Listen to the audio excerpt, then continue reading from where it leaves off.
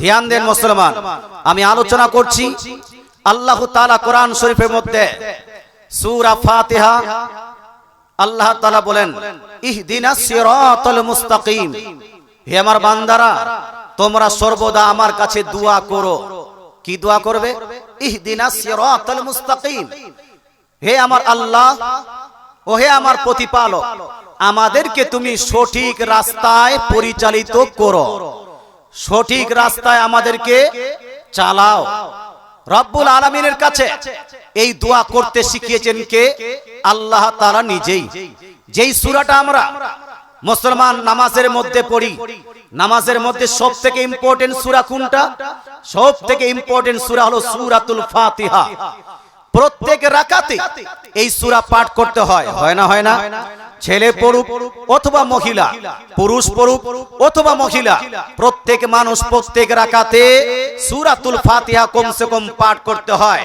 ফরজ 4 রাকাত যদি আপনি নামাজ আদায় করেন তো প্রথম রাকাতে আপনি সূরা মিলান, দ্বিতীয় রাকাতে সূরা মিলান, তৃতীয় রাকাতে সূরা মিলান না, কিন্তু সূরা ফাতিহা অবশ্যই পড়েন। মুসলমান চতুর্থ রাকাতে সূরা মিলান না, কিন্তু সূরাতুল ফাতিহা অবশ্যই পড়েন। তাহলে এটা গুরুত্বটা কতটা? এই সূরার প্রসঙ্গে আমার নবী, আপনার নবী, দয়ার নবী, মায়া নবী ইরশাদ করেছেন, বুখারী, মুসলিম, তিরমিজি, নাসাঈ, আবু দাউদ, ইবনে মাজাহ, প্রায় প্রত্যেকটা হাদিসের কিতাবে লিপিবদ্ধ আছে লা সালাতা ইল্লা বিফাতিহাতিল কিতাব। অর্থাৎ নবীজি বলছেন কেউ যদি সূরা ফাতিহা পাঠ না করে তো তার নামাজটাই হবে না। কথা বোঝা গেল ভাই? নামাজই হবে না যদি সূরা ফাতিহা না পাঠ করা হয়।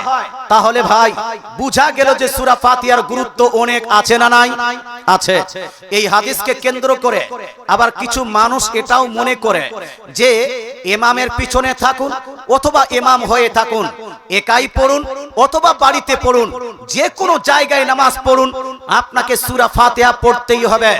এই মুসলমান, এই জন্য অনেকগুলো মানুষ দেখবেন আপনি ইমাম সাহেব সূরা ফাতিহা পড়ছে, পিছনে পিছনে এই ব্যক্তিও সূরা ফাতিহা পড়ে না? পড়ে না? এই ব্যক্তিও সূরা ফাতিহা পড়ে। ওকে যদি বলা হয় ভাই দলিল কোথায়, তো এই হাদিসটাই দলিল বানায়। নবীজি বলেছেন যে সূরা ফাতিহা ছাড়া নামাজ হবে না। আমি সেই ব্যক্তিকে বলবো এই হাদিসটাকে বুঝতে হবে। এই হাদিসে নবীজি বলছেন যে সূরা ফাতিহা ব্যতীত নামাজ হবে না। যে কোনো নামাজ পড়বেন, ফরজ নামাজ পড়লে সূরা ফাতিহা পড়তে হবে, ওয়াজিব নামাজ পড়লে সূরা ফাতিহা পড়তে হবে, সুন্নত নামাজ পড়লে সূরা ফাতিহা পড়তে হবে, নফল নামাজ পড়লে সূরা ফাতিহা পড়তে হবে, তাহাজ্জুদ নামাজ পড়লে সূরা ফাতিহা পড়তে হবে, লাইলাতুল কদর নামাজ পড়লে সূরা ফাতিহা পড়তে হবে, শবে বরাতের নামাজ পড়লে সূরা ফাতিহা পড়তে হবে, শবে মেরাজের নামাজ পড়লে সূরা ফাতিহা পড়তে হবে, আশুরার নামাজ পড়লে সূরা ফাতিহা পড়তে হবে। যে কোনো নামাজ পড়েন সূরা ফাতিহা পড়তে হবে। কিন্তু ইমাম যদি আপনার থাকে, অর্থাৎ ইমামের পিছনে যদি আপনি থাকেন, তাহলে আপনাকে সূরা ফাতিহা পড়তে হবে না। কথা বোঝা গেল? ইমাম যদি থাকে তাহলে কিন্তু পড়তে হবে না। আল্লাহ তাআলা রাসূল এটা বলেননি যে ইমাম থাকলেও তোমাকে পড়তে হবে। রাসূলুল্লাহ সাল্লাল্লাহু তাআলা আলাইহি ওয়াসাল্লাম ইমামের প্রসঙ্গে আলোচনা করতে গিয়ে ইরশাদ করেন, হাদিসটি লিপিবদ্ধ আছে সুনান ইবনে মাজাহ জিলদ নাম্বার 1 পেজ নাম্বার 61 এর মধ্যে হযরত জাবির রাদিয়াল্লাহু তাআলা থেকে বর্ণিত হাদিস। উনি বলছেন ক্বালা রাসূলুল্লাহ সাল্লাল্লাহু তাআলা আলাইহি ওয়াসাল্লাম মান কানা লাহু ইমাম ফা ইন্না কিরাতাল ইমাম লাহু কিরাতুন। অর্থাৎ নবীজি বলেছেন যে যেই ব্যক্তি ইমামের পিছনে নামাজ পড়বে, ইমামের পিছনে নামাজ আদায় করবে, ইমামের সূরা ফাতিহা পাঠ করাটাই মুক্তাদির সূরা ফাতিহা পাঠ করা হয়ে যাবে। জোরে বলেন সুবহানাল্লাহ। ইমামের সূরা ফাতিহা পাঠ করাটাই কি হয়ে যাবে? মুক্তাদির হয়ে যাবে। আচ্ছা বলেন তো, রাসূলুল্লাহ সাল্লাল্লাহু তাআলা সাল্লাম বলছেন ইমাম সূরা ফাতিহা পাঠ করেছে, মুক্তাদির সেটা পাঠ করা হয়ে গেছে, এরপরে যদি আপনি পাঠ করেন তাহলে নবীর কথাকে প্রাধান্য দেওয়া হলো না? নবীর কথাকে মান্য করা হলো। নবী বলছেন যে ইমামের সূরা ফাতিহা পাঠ করাটাই তোমার পাঠ করা হয়ে গেছে, অতএব তুমি পড়বে ইমামের পিছন পড়বে, তো ইমামের পিছনে করব কি? তো নবীজি সাল্লাল্লাহু তাআলা আলাইহি ওয়াসাল্লাম আরেকটা হাদিসে বলছেন, নবীজির এই হাদিসটি লিপিবদ্ধ আছে সুনান ইবনে মাজাহ জিলদ নাম্বার 1 পেজ নাম্বার 61 এর মধ্যে দুই জায়গায়। সেম হাদিসখানি লিপিবদ্ধ আছে সুনানে নাসাই জিলদ নাম্বার 1 পেজ নাম্বার 93 এর মধ্যে দুই জায়গায়। চার জায়গায় হলো সিয়াসিত্তার উল্লেখযোগ্য হাদিসের কিতাব সহিহ মুসলিম শরীফ জিলদ নাম্বার 1 এর মধ্যে কিরাতের বর্ণনার মধ্যে লিপিবদ্ধ আছে। ইমাম মুসলিম রাহমাতুল্লাহি আলাইহি হাদিসটি বর্ণনা করার পরে ইরশাদ করেন, হাদিসটি হলো সহিহ সনদে বর্ণিত হাদিস। এই হাদিসের মধ্যে রাসূলুল্লাহ সাল্লাল্লাহু তাআলা আলাইহি ওয়াসাল্লাম ইমাম এবং মুক্তাদি, ইমাম যদি কেউ হয়, কেউ যদি মুক্তাদি হন, ইমাম কি কি কাজ করবে আর মুক্তাদি কি কি কাজ করবে তা ব্যাখ্যা বিশ্লেষণ করে শিখিয়ে দিয়েছেন। নবীজি ইরশাদ করেন এই পাঁচখানা হাদিসের মধ্যে, ইন্নামা জুইলাল ইমাম, নিশ্চয়ই ইমাম তৈরি করা হয় লিইউতাম্মা বিহ, তার আনুগত্য তার অনুসরণ করার জন্য ইমাম বানানো হয়েছে। কেন? ইমামের অনুসরণ করার জন্য। ফাইদা কাব্বারা ফাকাব্বিরু, ইমাম যখন তাকবীর বলবে, আল্লাহু আকবার বলবে, মুক্তাদি তোমরাও আল্লাহু আকবার বলবে। বলতে হবে না? ইমাম আল্লাহু আকবার বললে মুক্তাদিদেরকে আল্লাহু আকবার বলতে হবে না? হবে না? মুক্তাদিদেরকেও আল্লাহু আকবার বলতে হবে। আগে নবীজি বলছেন ওয়া ইদা করাআ ফাআনসিতু, আর ইমাম যখন সূরা পাঠ করতে শুরু করবে, কোরআন তেলাওয়াত করতে শুরু করবে, সূরা ফাতিহা শুরু করবে, তখন তোমরা নীরব থাকবে। জোরে বলে সুবহানাল্লাহ। তখন কি করবে? নীরব থাকবে, চুপ করে থাকবে। নবীজি বলছেন ফাইদা করাআ ফাআনসিতু, ইমাম যখন সূরা পাঠ করবে তো তোমরা চুপ করে থাকবে। সূরা পাঠ করতে করতে করতে ইদা ক্বালা গায়রিল মাগদুবি আলাইহিম ওয়ালাদ-দাল্লিন ফাকুলু আমিন, ইমাম যখন গায়রিল মাগদুবি আলাইহিম ওয়ালাদ-দাল্লিন পাঠ করবে তখন মুক্তাদি তোমরা আমিন বলবে। মুক্তাদি কি বলবে? আমিনটা জোরে বলবে না আস্তে? ইমাম যখন গায়রিল মাগদুবি আলাইহিম ওয়ালাদ-দাল্লিন পাঠ করবে, মুক্তাদির কাজ হলো আমিন বলা, তবে আমিনটা আস্তে বলবেন। তিরমিজি শরীফ জিলদ নাম্বার 1 পেজ নাম্বার 34 এর মধ্যে লিপিবদ্ধ আছে রাসূলুল্লাহ সাল্লাল্লাহু তাআলা আলাইহি ওয়াসাল্লাম নিজেই আমিন বললেন, ওয়া খাফাযা বিহা সাউতাহু, আর নিজ আওয়াজকে নিচু করে আমিন বললেন। জোরে বলে সুবহানাল্লাহ। আল মুস্তাদরাক লিল হাকিমের মধ্যে লিপিবদ্ধ আছে রাসূলুল্লাহ সাল্লাল্লাহু তাআলা আলাইহি ওয়াসাল্লাম ইউখবিসু বিহি সাউতাহু, অর্থাৎ নবীজি সাল্লাল্লাহু আলাইহি ওয়াসাল্লাম আমিন পাঠ করার সময় তিনি আমিনটা আস্তে পাঠ করলেন, ধীরে পাঠ করলেন, আহিস্তা পাঠ করলেন। তাহলে বোঝা গেল ইমাম যখন গায়রিল মাগদুবি আলাইহিম ওয়ালাদ-দাল্লিন পাঠ করবে, মুক্তাদি আমিন তো বলবে, তবে আমিনটা বলবে আস্তে না জোরে? আস্তে না জোরে?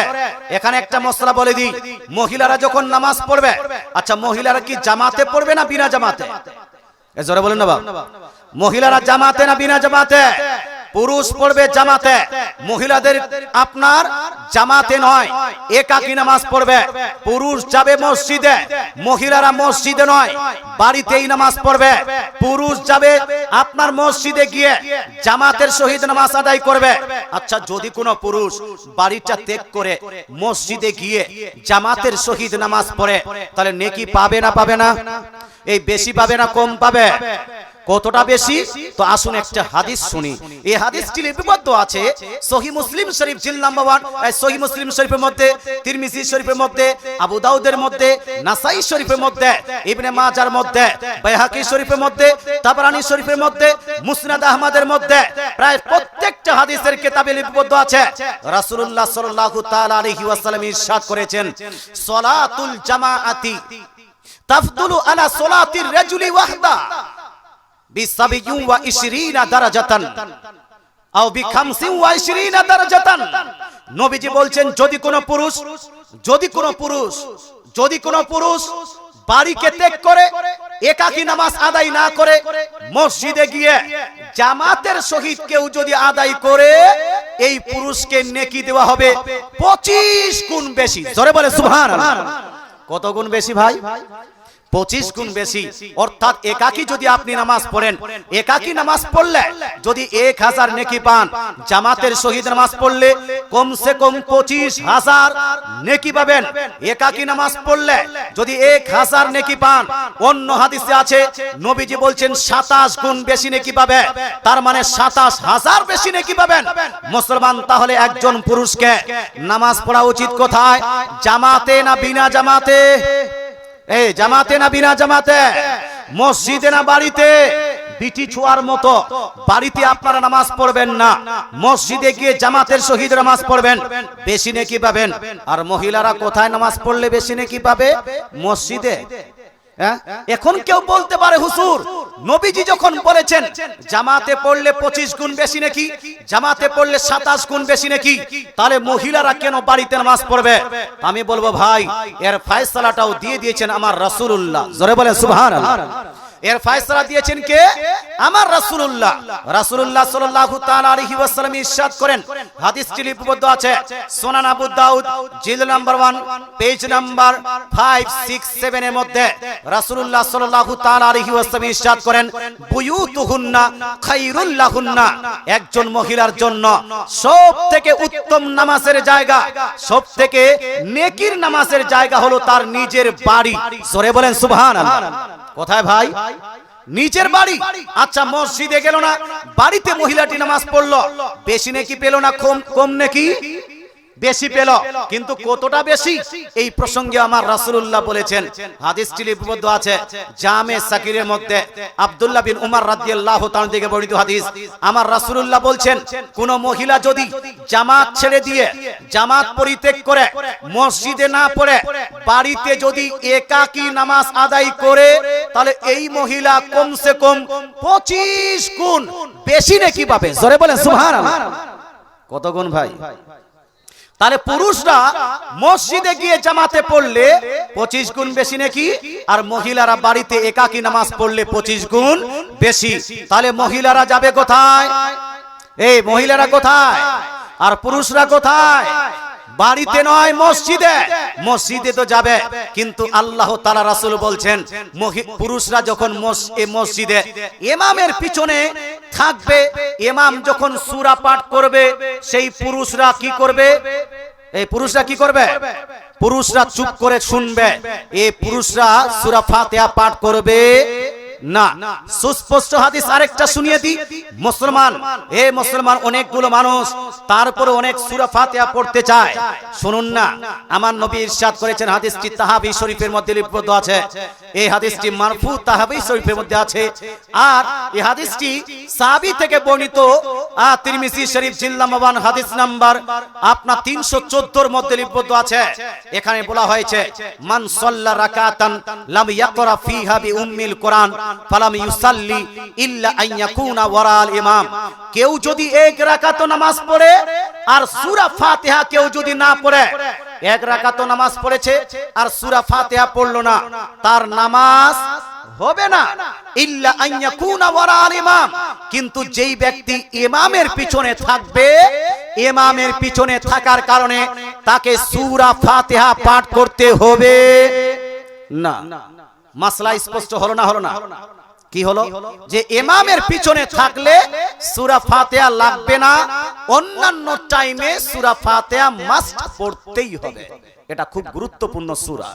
এই সূরাতে আল্লাহ তাআলা বলেন, ইহদিনাস সিরাতাল মুস্তাকিম, বান্দা তুমি দোয়া করো যে আমাকে তুমি সঠিক রাস্তায় পরিচালিত করো।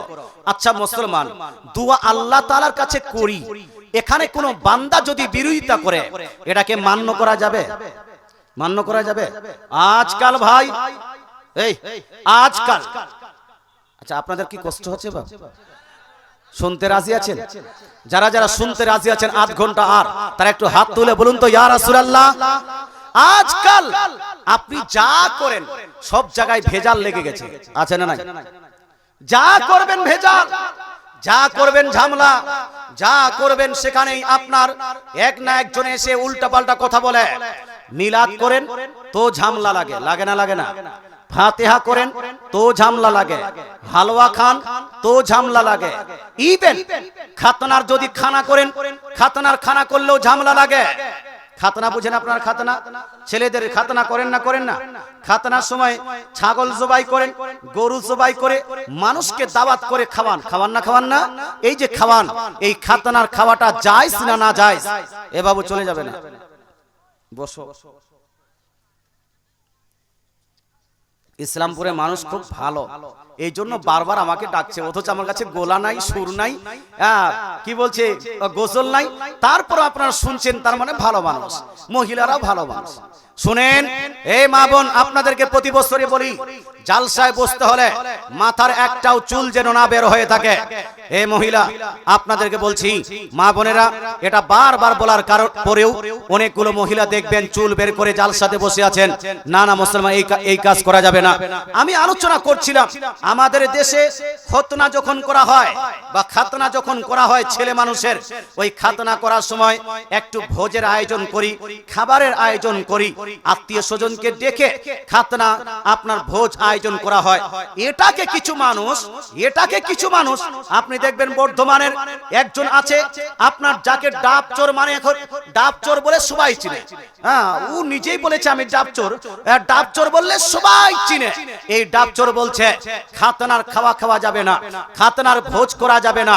খাতনার ভোজ করা এটা হলো না জায়েজ এবং বিদআত কাজ। কিন্তু সুন্নিরা করে না? করে না? এই শুধু কি সুন্নিরা করে না, ওয়াহাবিরাও করে? ওয়াহাবিরাও করে। মুসলমান এখন ওয়াহাবি করবে না সেটা তাদের ব্যক্তিগত ব্যাপার, কিন্তু সুন্নিরা করছে, আগামীতে করবে কি করবে না আমাদের জানার দরকার আছে না নাই? যদি এটা দলিলে না থাকে, হাদিস কোরআনে না থাকে, যদি এটা আসলেই না জায়েজ হয়ে থাকে, তাহলে করে কোনো লাভ হবে ভাই? আগে আমাদের দেশে মানুষ মুহররমের ডাহা খেলতো না? ঢোল বাজাতো না? কিন্তু আজকাল বন্ধ হয়েছে না হয়নি? মুহররমের ঢোল বন্ধ হয়ে গেছে, মুহররমের লাঠি খেলা বন্ধ হয়ে গেছে, মুহররমে ওই যে মাটির ঘোড়া চাপানো বন্ধ হয়েছে না হয়নি? কারণ আমরা জানতে পেরেছি মুহররম মাসে ওই যে ঘোড়া চাপানো, মাটির ঘোড়া চাপানো, এটা জায়েজ নয়। যখন জানলাম এটাকে বাদ দিয়ে দিলাম। মুহররমে প্রচলিত তাসিয়া জায়েজ নয়, যখন জানলাম এটা বাদ দিয়ে দিলাম। মুহররমে লাঠি খেলা জায়েজ নয়, যখন জানলাম বাদ দিয়ে দিলাম। মুহররমের নামে ঢোল বাজিয়ে কুদাকুদি করা জায়েজ নয়, যখন এটা আমরা সুন্নিরা জানলাম, তখন এটাকে বাদ দিয়ে দিয়েছি না দেয়নি? না আপনারা করেন ভাই? করে না? আর করে না? আগে করতেন কি করতেন না? আগেও করতেন না? এই আগে করা হতো, আগে হতো 10 বছর 20 বছর আগে করা হতো না? এখানকারই দেখবেন দাড়িওয়ালা মানুষ বলতে, হুজুর আমি ঢোল বাজিয়েছি। আগে হতো। এবার প্রশ্ন হলো, যেভাবে ওগুলা না জায়েজ জেনেছি ছেড়েছি, এবার যদি খাতনার খাওয়াটাও না জায়েজ হয়, তাহলে বাদ দিতে হবে না? হবে না? হবে। কিন্তু মুসলমান আসুন একটু অ্যানালাইসিস করি, যারা হাদিস বুঝে না, যারা হাদিস পড়ে না, যারা হাদিসের গবেষণা করতে জানে না, তারা খাতনার খানাকে না জায়েজ বলবে, অবৈধ বলবে।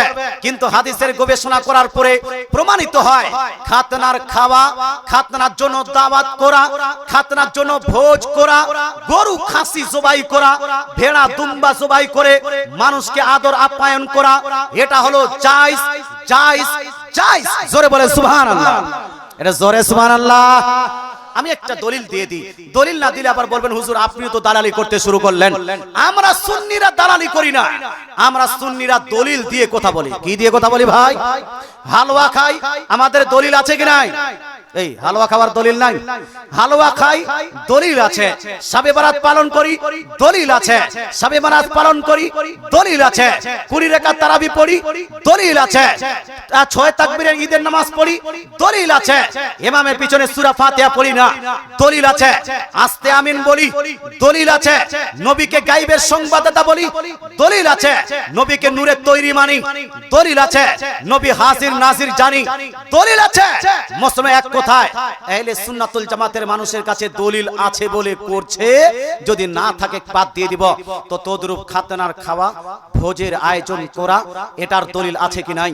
এই প্রসঙ্গে বিশ্বের মধ্যে সর্বশ্রেষ্ঠ সবথেকে গ্রহণযোগ্য হাদিসের কিতাব সেটা হলো বুখারী শরীফ। কোন কিতাব ভাই? এজরনা কোন কিতাব? বুখারী শরীফ।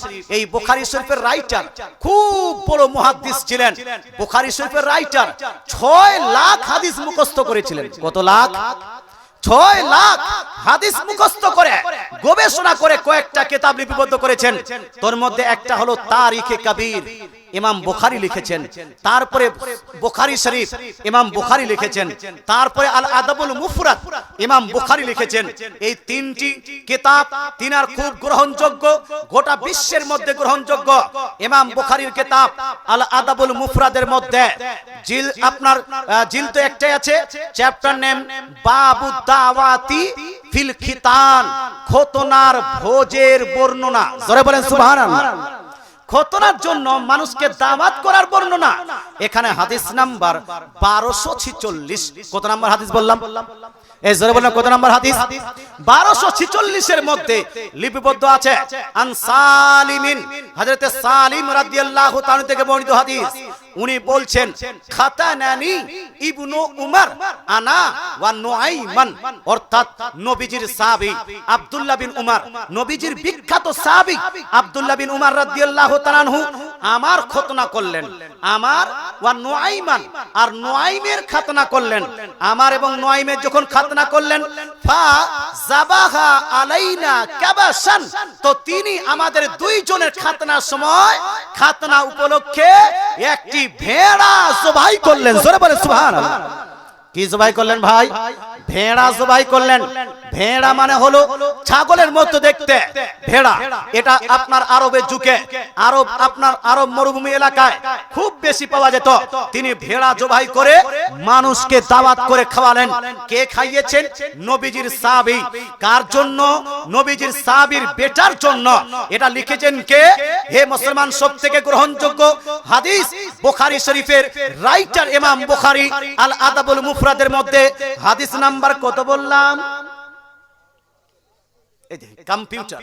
এই জন্য ভালো লাগে এখানকার লোক, এই জন্য ভালো লাগে, হাদিস মুখস্থ করতে পারে এরা। মুসলমান 1246 এর মধ্যে সুস্পষ্ট লেখা আছে। তাহলে যদি সাহাবী এটাকে করে থাকেন, এটা জায়েজ হবে না না জায়েজ?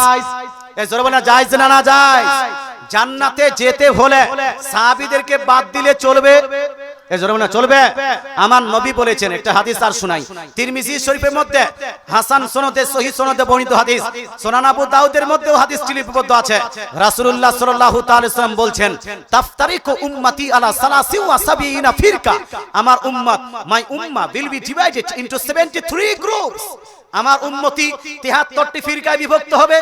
everyone will enter in the hellfire of Almighty Allah, প্রতিটা যাবে জাহান্নামে, but only one, একটা যাবে জান্নাতে।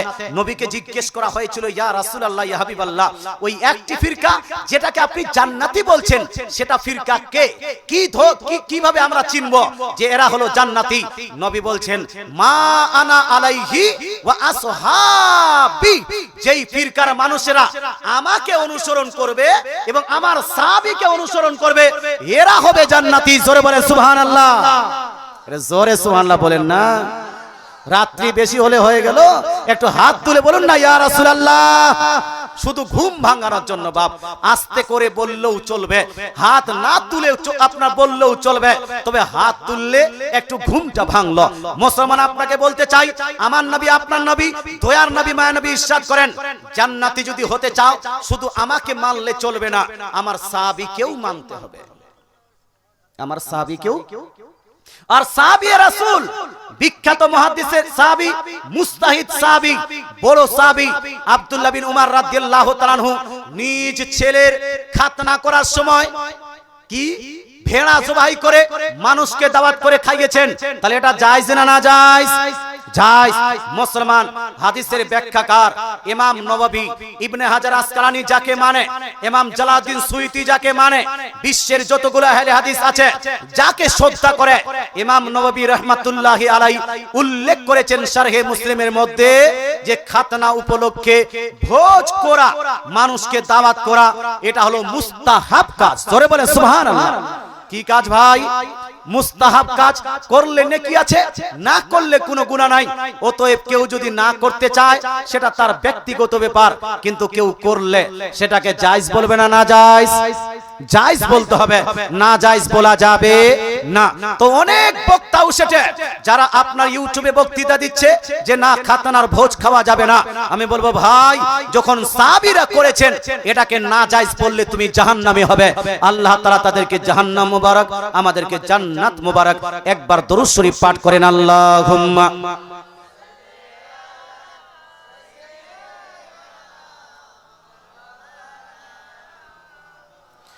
ওয়া আলা আলি সাইয়্যিদিনা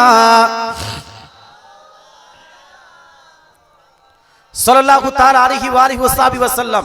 মুসলমান, আমি বলছিলাম যে আমরা সুন্নিরা যা করি তা দলিল ভিত্তিক করি। আচ্ছা, আল্লাহ তাআলা রাসূল ইরশাদ করেছেন, কেউ যদি মারা যায়, বা কেউ কোনো মানুষ মারা যায়, মারা যাবার পরে ইন্তেকাল করার পরে, কোন মানুষ মারা গেল, ইন্তেকাল করার পরে মুসলমান তাকে কি করতে হবে? তাকে কি করতে হবে? বাড়িতে রেখে দিতে হবে না দাফন করতে হবে? দাফন করতে হবে। আচ্ছা, বলছি ইনশাআল্লাহ তাআলা। আরো যদি কারো প্রশ্ন থাকে লিখে পাঠান, ইনশাআল্লাহ আলোচনা করব। মুসলমান, আপনাকে বলতে চাই যে মানুষ মারা গেলে কি করতে হয়, একটা সহিহ হাদিস শোনাই। আমরা সুন্নি মুসলমান যখন কোন ব্যক্তি মারা যায় তার জন্য চল্লিশা করি না করি না? তার জন্য চাহারুম করি না? তার জন্য দোসওয়া করি না? এই প্রসঙ্গে বিস্তারিত আলোচনা করে গেছেন হযরত আল্লামা মাওলানা মুফতি আপনার গুলজার মিসবাহি সাহেব, আপনার এলাকার মুফতি, কিন্তু খুব বড় একজন মুফতি হয়েছেন, খুব বড় মুফতি। গোটা পশ্চিম বাংলায় সব জায়গায় চ্যালেঞ্জের আপনার মোকাবিলায় বক্তৃতা করে চলেছেন মুফতি গুলজার মিসবাহি সাহেব। অনেক আলোচনা করেছেন, কিন্তু একটা আলোচনা উনার বাদ থেকে গেছে, ওটা আমি আলোচনা করে দিই। আমরা যখন মানুষ মারা যায়, তো মানুষ মারা গেলে 40টা চাহারম করি, 40টা চাহারমে অনেক কাজ করি। তোর মধ্যে একটা কাজ করি, ওই মৃত ব্যক্তিদের জন্য কোরআন তেলাওয়াত করি না? কোরআন তেলাওয়াত করি না? কোরআন পড়ি। এটাকে কোরআন খানি বলে আখ্যায়িত করা হয়, কোরআন খতম বলে আখ্যায়িত করা হয়। কিছু মানুষ বলছে এই আপনার কোরআন খতমটা শুধু জিন্দা ব্যক্তির জন্য কোরআন নাজিল হয়েছে। আজ অনেকগুলো মানুষ কোরআন খতম করতে চায় না, কোরআন পড়তে চায় না। তারা বলে আল্লাহ নাজিল করেছে কোরআন জীবিতদের জন্য, আল্লাহ নাজিল করেছে কোরআন হেদায়েতের জন্য, আল্লাহ নাজিল করেছে কোরআন মানুষকে সঠিক পথে পরিচালিত করার জন্য। অতএব এই কোরআন বুঝতে হবে, কোরআন মৃত ব্যক্তিদের জন্য পড়ে কোনো লাভ হবে না। গত পরশু দিন আমি মুর্শিদাবাদের এক আপনার এক আহলে হাদিস বক্তাকে শুনছিলাম যে যদি কোনো ব্যক্তি মৃত ব্যক্তির জন্য কোরআন তেলাওয়াত করে তাহলে এটা না জায়েজ, বিদআত হবে। সেটা তার ফতোয়া ছিল মুসলমান, কিন্তু আপনারা পড়েন না? আচ্ছা, কোরআন পড়লে লাভ না ক্ষতি? লাভ না ক্ষতি? কেউ যদি বুঝে পড়ে লাভ হবে না ক্ষতি? আর কেউ যদি না বুঝে কোরআন পড়ে, শুধু না বুঝে কোরআন পড়ে চলে গেল, কোরআনটা বুঝতে পারলো না, তরজমা বুঝতে পারলো না, ব্যাখ্যা বিশ্লেষণ বুঝতে পারলো না, খালি পড়ে চলে যাচ্ছে, নেকি হবে না? হবে না? হবে। কিছু মানুষের ধারণা না বুঝে কোরআন পড়লে নেকি হবে না, বুঝে কোরআন পড়ে নেকি হবে। কিন্তু আহলে সুন্নাত ওয়াল জামাত বলে কোরআন কেউ যদি বুঝে পড়ে নেকি হবে, কোরআন কেউ যদি না বুঝে পড়ে তারও নেকি হবে। ইভেন কেউ যদি কোরআন পড়তে না জানে, কোরআনকে শুধু খুলে দেখে, কোরআন দেখলেও নেকি হবে। জোরে বলে সুবহানাল্লাহ। কোরআন দেখলেও নেকি হবে, টিভি দেখলে নেকি হবে এই কথা বলছি না, ফেসবুক দেখলে নেকি হবে এই কথা বলছি না। আজকাল ছেলেরা ফেসবুকে like comment share, like comment share, like করতে করতে করতে করতে নিজের ঘরের বহুকে রেখে দিয়ে মন্টুর বহুকে লাইক করছে, ঝন্টুর বহুকে শেয়ার করছে, আর বলছে you are so beautiful. You are so cute. এই যুবকেরা, আপনাকে বলতে চাই, ফেসবুক চালানো, ইউটিউব চালানো, যদি ইসলামিক কোন গজল দেখো, ইসলামিক কোন ওয়াজ শুনো, ইসলামিক কোন আলোচনা শুনো, অথবা পার্থিব জগতে যেই জ্ঞান অর্জন করছো সেই জ্ঞান সংক্রান্ত কোন যদি তুমি ভিডিও বা অডিও শুনো, তাহলে এটা তো তোমার জন্য জায়েজ হবে। কিন্তু মন্টুর বহুকে লাইক করা, এটা জায়েজ না হারাম? এজন্য হারাম না হারাম? মুসলমান ঝন্টুর স্ত্রীকে ইউ আর সো সুইট আর you are so beautiful, you looks beautiful, এই রকম যদি বলেন, তাহলে এটা হালাল হবে না হারাম?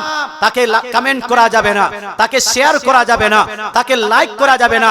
যদি লাইক করেন, এখানে লাইক করবেন, মরবেন, এখানে বলবেন ইউ আর সো বিউটিফুল, মরবেন, মরার পরে জাহান্নামে যাবেন। জাহান্নামে যাওয়ার পরে ফেরেশতারা আপনাকে জাহান্নামে ডুবাবে আর বলবে ইউ আর সো বিউটিফুল।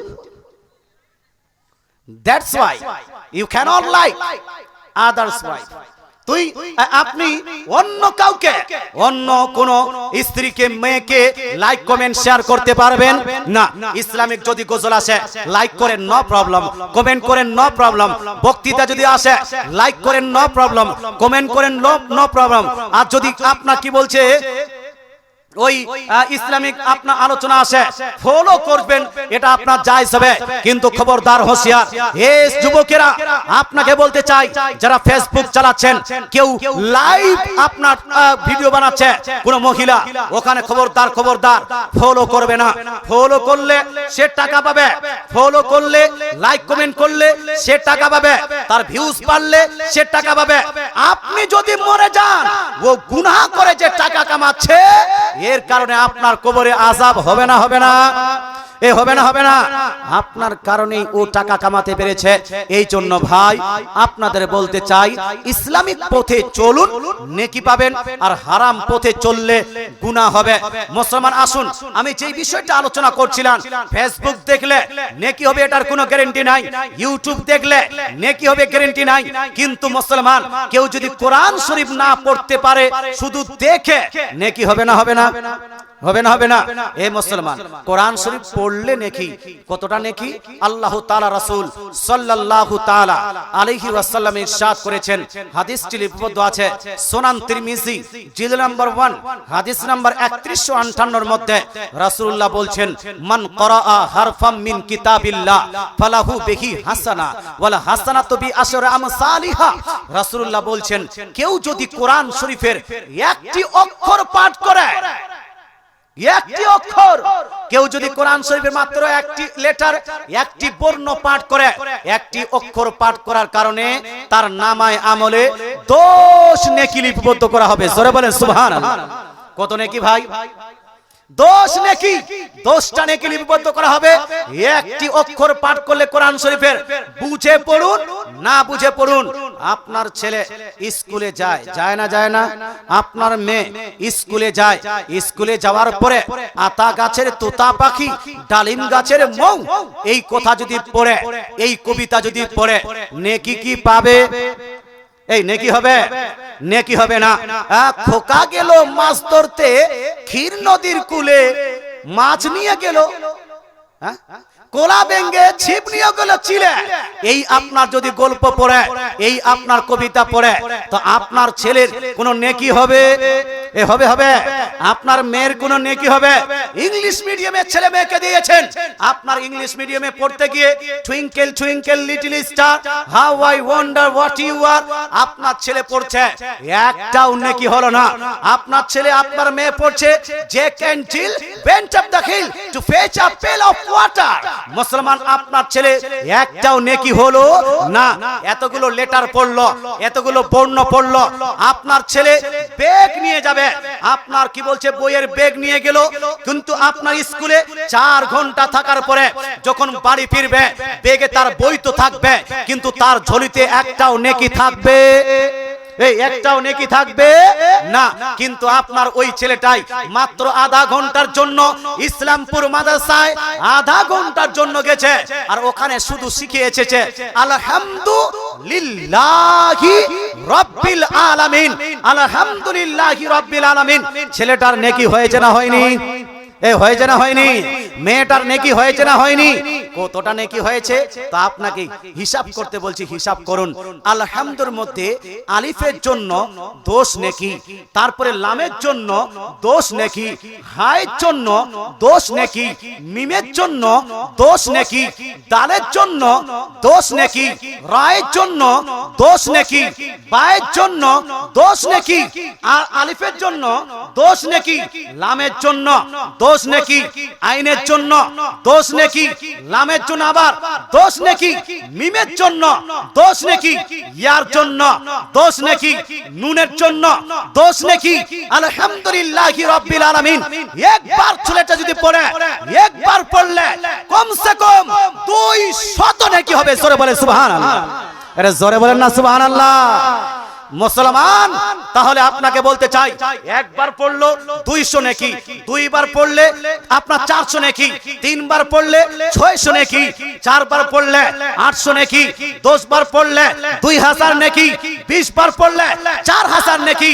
ওই ছেলেটা যদি পড়তে পড়তে পড়তে পড়তে 50 বার পড়ে 1 লাখ নেকি নিয়ে আপনার ছেলে আর আপনার মেয়ে বাড়িতে ফিরলো। জোরে বলে সুবহানাল্লাহ। তাহলে আপনার ছেলে শুধু মাদ্রাসা গিয়ে ঝোলি নিয়ে গেল, ঝোলিতে বই আছে, ওই বইটা শুধু থাকলো না, যখন বাড়িতে ফিরলো 1 লাখ নেকি নিয়ে আপনার ছেলেটা বাড়িতে ফিরলো। জোরে বলে সুবহানাল্লাহ। সেই মাদ্রাসা আজকে তৈরি করতে চলেছেন। এই মাদ্রাসায় দান করলে নেকি হবে না? হবে না? হানা বলেন না ভাই, হবে না? হবে না? কতটা নেকি হবে? কতটা নেকি হবে? শুনুন, আপনাকে বলতে চাই নেকি কতটা। মনে করেন আপনি দিয়ে দিলেন আপনার মাদ্রাসায় 1000 টাকা বা 500 টাকা আপনি দিয়ে দিলেন। 500 টাকা দিয়ে ওই মাদ্রাসায় যে ছেলেটা পড়ছে, ছেলেটা পেল 1 লাখ নেকি। ওই 1 লাখ নেকি যারা যারা দান করবে তাদেরকেও দেওয়া হবে। জোরে বলেন সুবহানাল্লাহ। তাদেরকেও দেওয়া হবে। তাহলে বেশি বেশি দান করার দরকার আছে না নাই? এই আছে না নাই? যারা বলছে আছে তারা একটু হাত তুলে বলুন তো ইয়া রাসূলুল্লাহ। আরে যারা যারা হাত তুলেছেন 100 টাকা করে দেন। শেষ টাইম, তার শেষ ভালো, তার সব ভালো। মুসলমান আপনারা ভালো, 100 টাকা করে। এই যুবক ভাই 100 টাকা যদি থাকে দিয়ে যান, ইনশাআল্লাহ তাআলা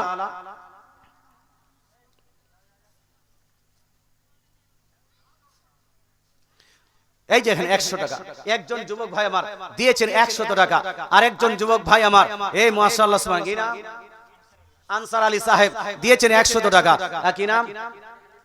হ্যাঁ, এমডি হানিফ আলী 100 টাকা। 3 জন হলো। কি নাম? শাহজাহান আলী 100 টাকা। 4 জন হলো। কি নাম? রেজাউল হক 100 টাকা। এই যে হয়ে গেল 5 জন। মাশাআল্লাহ। কি নাম ভাইজান? আব্দুল কাইস, হ্যাঁ ওই দিয়েছেন আপনার 100 টাকা। 6 জন হলো। এই যে কি নাম ভাইজান? আবুল আমানুর আলী 100, আপনার 7 জন। আর কি নাম? ফজলুর রহমান 100, 8 জন। কি নাম ভাই? জি মাকবুল হোসেন সাহেব বলছেন হুজুর 100 নয় 500 টাকা দিলাম। নারায়ে তাকবীর। রাত্রি বেশি হয়েছে, আস্তে করে লাগা। নারায়ে তাকবীর, নারায়ে রিসালাত। সমস্ত দানকারী মাশাআল্লাহ। এই যে আপনারা একজন দিয়েছেন 500 টাকা। কি নাম ভাইজান? জি সুলতান। সুলতান ভাই দিয়েছেন 100, হয়ে গেল 8 জন। কি নাম? মৌলানা আইয়ুব সাহেব, উনি দিয়েছেন 100 টাকা। 9 জন হয়েছে। মা বোনেরা বলছে হুজুর গজল নাই, সুর নাই, তাহলে আমরাও নাই। তো মা বোন উঠতে শুরু করেছে। মুসলমান আজকে আমাকে যতবার এসেছি আজকে সব থেকে আপনার লেট করে দেওয়া হয়েছে।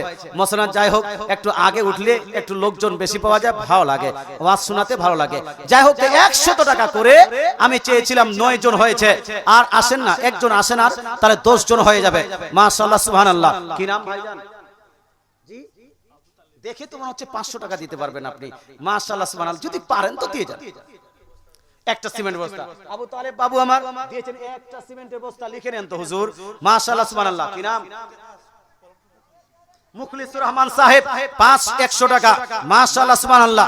হয়ে গেছে 11টা। 11টা যখন হয়েছে 20টা হয়ে যাবে। আস্তে আস্তে দিয়ে যান, আলোচনা চালিয়ে যায় নাকি ভাই? আলোচনা চালাবো না? চালাবো না? শুনতে রাজি আছেন তো? 2টা লোক থাকলে তবু আলোচনা চালাবো। না না থাক, যেখানে আছে ওখানে থাক, নো প্রবলেম। ও তো উঠা উঠি করালে আবার যেন লোক উঠে তো পালিয়ে যাবে। না, যেখানে যারা বসে আছে ওই আপনার জায়গাটা গরম হয়ে গেছে, বসে ভালো লাগছে, আবার নতুন জায়গা দেখবে ঠান্ডা জায়গা, আবার পানি পড়ে আছে নাকি, হ্যাঁ একটু সেভ হয়ে রেখে আছে। যেখানে যারা আছেন ভাই ওখানে থাকেন, উঠা উঠি করার কোনোই দরকার নাই, বাস পালিয়ে যায়েন না, পালিয়ে যায়। কি নাম? জি নুসহাত, নুসহাত মেয়ে তো নুসহাত আলী দিয়েছে 500 টাকা। 200 1 2 3 নিয়ে যা। হ্যাঁ, নুসহাত আলী বাবু আমার দিয়েছে আপনার 200 টাকা। আল্লাহ দানকে কবুল করুন, বলেন আমিন, জোরে বলেন আমিন। কি নাম? রাসূল মোহাম্মদ, রাসূল মোহাম্মদ নামটা কে রেখেছিল? কি গোলাম রাসূল? হ্যাঁ, গোলাম রাসূল মোহাম্মদ গোলাম রাসূল দিয়েছে 100 টাকা। এই মুসলমান দান তো দিচ্ছেন, কিন্তু একটা মশলা মাঝখানে শুনে যান। একজন মানুষ আমাকে রিকোয়েস্ট করেছে যে হুজুর এই মশলাটা আজকে কমসে কম দিয়েন হুজুর, আপনার কাছে আমার রিকোয়েস্ট। মশলাটা হলো এই, কোন অমুসলিম হিন্দু ভাইয়ের কাছে আপনার দান নেওয়া যাবে কি যাবে না? মুসলমান যেটা সত্য সেটা জানানো দরকার আছে না নাই? এই আছে না নাই? আছে। কিন্তু হিন্দু মুসলমান, হিন্দু ভাই আপনার মাদ্রাসায় যদি দান দেয়, মসজিদে যদি দান দেয়, দানটা নেওয়া যাবে না যাবে না? এই প্রসঙ্গে সুস্পষ্ট কথা, সুস্পষ্ট মাসলা শুনেন। আলা হযরত আজিমুল বরকত মুজাদ্দিদ দ্বীন ও মিল্লাত আলাইহি রিজওয়ান ফতোয়া রিজভিয়া শরীফে সুস্পষ্ট ফতোয়া উল্লেখ করে দিয়েছেন সুন্নিদের জন্য, যে শুনেন কোন অমুসলিম যদি হয়, কোন হিন্দু ভাই যদি হয়, তাহলে হিন্দু ভাইয়ের কাছে জবরদস্তি করে, তার কাছে রিকোয়েস্ট করে তার কাছে আপনি মাদ্রাসা মসজিদের জন্য চাঁদা নিতে পারবেন না। এটা জায়েজ নয়, জায়েজ নয়। মুসলমান সুনান ইবনে মাজার মধ্যে স্পষ্ট হাদিস, নবীজি সাল্লাল্লাহু আলাইহি ওয়াসাল্লাম ইরশাদ করে, ইন্না লা নাস্তাঈনু বিমুশরিকিন, নিশ্চয়ই আমরা কোন মুশরিকের কাছে সাহায্য প্রার্থনা করি না। কথা বোঝা গেল? তো জবরদস্তি করে, যেমন আপনি দেখবেন হিন্দু ভাইরা কালী পূজা হোক, দুর্গা পূজা হোক, লক্ষ্মী পূজা হোক, আরো কোন পূজা হোক, রাস্তা দিয়ে যদি গাড়ি নিয়ে যান, গাড়ি আটক করে ওরা যেন টাকা নেয় না, এই নেয় না, তারা টাকা নেয় না, নিতে চাইলে ওরা জবরদস্তি কেউ কেউ করে, সবাই করে না জবরদস্তি, কেউ কেউ জবরদস্তি করে। মুসলমান আপনাকে বলতে চাই, তাদের এই জবরদস্তি করাটা হিন্দুস্তানের বুকে সঠিক হবে? হিন্দুস্তান রিপাবলিক দেশ, এই দেশ হিন্দু মুসলিম শিখ ইসাই সবারই দেশ, এখানে কাউকে কারো উপরে জবরদস্তি করা চলবে? There is no pressure of any person in India. ইন্ডিয়ার মধ্যে কারো উপর কোনো জবরদস্তি করা যাবে না। তো তারা যদি জবরদস্তি করে নেয়, এটা তাদের জন্য ঠিক হবে না। তদ্রূপ আপনি যদি কারো কাছে জবরদস্তি নেন, এটা আপনার জন্য জায়েজ নয়। আপনি দেওয়ার কারো ইচ্ছা নেই, তারপর বলছেন দেন না ভাই, দেন না ভাই, দেন না ভাই, this request is not permissible for you. এই রিকোয়েস্টটা আপনার জন্য পারমিসিবল নয়। তবে হ্যাঁ, আলা হযরত আজিমুল বরকত মুজাদ্দিদ দ্বীন মিল্লাত আলাইহি রিজওয়ান ইরশাদ করেন, কোন হিন্দু যদি স্বেচ্ছায় নিজ ইচ্ছায় যদি আপনাকে এসে দান দেয় যে আপনারা মাদ্রাসায় লাগাচ্ছেন, তা আমার এই 100 টাকা নিয়ে যান, এটাও জালসাতে লাগিয়ে দিবেন, এটা মাদ্রাসায় লাগিয়ে দিবেন, তাহলে এই টাকাটা নেওয়াও জায়েজ, মাদ্রাসাতে লাগানোও জায়েজ আছে। জোরে বলেন সুবহানাল্লাহ। কথা বোঝা গেল ভাই? আর স্পষ্ট বোঝা গেল? হ্যাঁ, জবরদস্তি করা যাবে না। বিনা জবরদস্তি কেউ যদি স্বেচ্ছায় আপনার মাদ্রাসায় কোন হিন্দু ভাই যদি, কোন অমুসলিম ভাই যদি টাকা দেয়, সেই টাকাটা নেওয়া যাবে না, যাবে না? না বলছে, তাহলে মশলা বুঝেই নি। বুঝতে পেরেছেন? আরেকবার শুনে, কোন অমুসলিমকে, কোন আপনার হিন্দু ভাইকে জবরদস্তি করে টাকা নেওয়া যাবে না, এটা জায়েজ নয়। কিন্তু জবরদস্তি নয়, আপনি কালেকশন করতে গেছেন, ও দেখে ও আপনাকে 100 টাকা বা 50 টাকা বের করে দিল, ভাই আপনারা ধর্মীয় জালসা করছেন বা মাদ্রাসা করছেন, যান আমারও 100 টাকা নেন, এটা লাগিয়ে দিবেন। ও স্বেচ্ছায় যদি দে, ইচ্ছা নিজ ইচ্ছায় যদি দে, বিনা প্রেসারে যদি দে, তাহলে সেই টাকাটা আপনার গ্রহণ করাও জায়েজ হবে, সেই টাকাটা মাদ্রাসা মসজিদে লাগানো জায়েজ হবে। কথা বোঝা গেল? এবার বুঝতে পেরেছেন তো? তাহলে লাগানো যাবে না, যাবে না? স্বেচ্ছায় দিলে যাবে, কথা বুঝতে পেরেছেন? তো হয়ে গেল 13 জন মানুষ ভাই। 13 জন যখন মানুষ হয়েছে তো 15 জন করার জন্য দুইটা মানুষ আর 100 করে দেন তো, আর 100 করে দেন।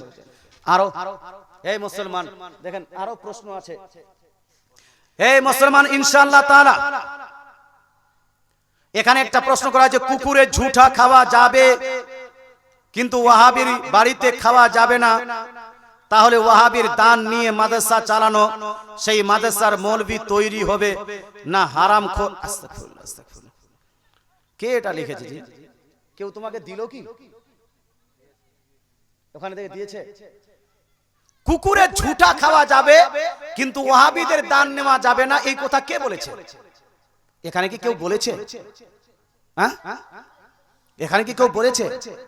মাসলা ওটাই যেটা আমি এখন একটু আগে দিলাম। মুসলমান কুকুরের ঝুঁটা খাওয়া যাবে এই কথা বলা যাবে, এই চলবে না যাবে, এই কথা বলা যাবে। কুকুর খাওয়া জায়েজ না না জায়েজ? যারা বলতে জায়েজ না না জায়েজ? কুকুরের ঝুঁটাটা জায়েজ না না জায়েজ? কুকুর যদি মুখ দিয়ে দেয় ওটা পাক না না পাক? কুকুর যদি আপনার কোন খাবারের জন্য আপনার মুখ লাগিয়ে দেয় ওটা হলো না পাক। কুকুরের আপনার মুখের লোয়াপ এটা হলো না পাক। কুকুরের ঝুঁটা এটা হলো না পাক। কুকুরের গোশত খাওয়া এটা হলো না পাক। তদ্রূপ শুকুরের মাংস খাওয়া মুসলমানদের জন্য হলো হারাম। শুকুরের মাংস আপনার রান্না করা মুসলমানদের জন্য হলো হারাম। শুকুরের ব্যবসা করা মুসলমানদের জন্য হলো হারাম। কিন্তু ভাই একজন পোল্ট্রি মুরগি আছে, একটা ডাবচোর পৃথিবীতে আছে। এই ডাবচোর বলছে যে একদিকে যদি তুমি ওই কি বলছে মাজারের যদি একদিকে শিরনি রাখো, একদিকে মুরগা ভাত রাখো, ফাতেহার মুরগা ভাত একদিকে আর শুকুরের মাংস একদিকে, কথা বুঝতে পারছেন? মা ফাতেহার ভাত একদিকে, ফাতেহার মাংস একদিকে আর শুকুরের মাংস একদিকে যদি রাখা হয়, আর আমি ডাবচোরকে যদি বলা হয় কোনটা খাবে, তো আমি ডাবচোর শুকুরের গোশত খাবো কিন্তু ফাতেহার গোশত খাবো না। এটা ডাবচোর বলেছে না বলেনি? এই বলেছে না বলেনি? মুসলমান তাহলে ওই ডাবচোরদের জন্য শুকুরের মাংস খাওয়া হালাল, শুকুরের মাংস খাওয়া জায়েজ আপনার, কিন্তু আমাদের সুন্নিদের জন্য শুকুরের মাংস খাওয়া হালাল না হারাম? এই হালাল না হারাম? আর মুরগা হালাল না হারাম? এই ছাগল হালাল না হারাম? গরু হালাল না হারাম? উট হালাল না হারাম? মুরগা খাওয়া জায়েজ আছে, আপনার গরু খাওয়া জায়েজ আছে, খাসি খাওয়া জায়েজ আছে, উট খাওয়া জায়েজ আছে, মাছ খাওয়া জায়েজ আছে। এই জন্য বলছি যারা বলছে শুকুরের মাংস খাবো কিন্তু মুরগা পোলাও খাবো না, ফাতেহার গোশত খাবো না, তাদেরকে তাদের উদ্দেশ্যে বলবো, আপনাদের উদ্দেশ্যে বলবো এই ধরনের লোককে সাপোর্ট করা যাবে? এই ধরনের লোককে সাপোর্ট করা যাবে? এদের দলে যাওয়া যাবে না, কারণ এদের দলে গেলে আপনাকে শুকুরের মাংস খাওয়াবে আর কাউয়ার বিরিয়ানি খাওয়াবে। রাশিদ আহমদ গাঙ্গুহি ফতোয়া রাশিদিয়ার মধ্যে উল্লেখ করেছে, রাশিদ আহমদ গাঙ্গুহি ফতোয়া রাশিদিয়ার মধ্যে উল্লেখ করেছে, তাদের বড় মুফতি উল্লেখ করেছে যে যে কালা কাউয়া দেখতে পাচ্ছেন না, কালো কাউয়া, কাক কাক, এই কাক খাওয়া এটা হলো সোয়াবের কাজ। জোরে বলেন নাউজুবিল্লাহ, এর জোরে বলেন নাউজুবিল্লাহ। তো কাউয়া যদি বিরিয়ানি করা হয় খাবেন না মুসলমান? তো কুকুরের গোশত চলবে না, শুকুরের গোশত চলবে না। আমার তো মনে হয় না যে কোন সুন্নি আলেম এটা বলেছে যে কুকুরের গোশত খাওয়া যাবে কিন্তু ওদের টাকা নেওয়া যাবে না। কথা বোঝা গেল? এটা বলেছে কে? কেউ না বলেনি। তাহলে এটা মিথ্যা লেখা হলো কেন? কেন উপবাদ দিয়ে লেখা হলো? এই উপবাদ দিয়ে লিখবেন না। প্রশ্ন হলো এই, ওয়াহাবিদের চাঁদা নেওয়া যাবে কিনা? এই প্রশ্ন উত্তর দিব না? দিব না? দিব ইনশাআল্লাহ তাআলা। তবে দুইজন ব্যক্তি 100 করে দেন না, 100 করে দেন। একবার দরুদ শরীফ পড়ি, আল্লাহুম্মা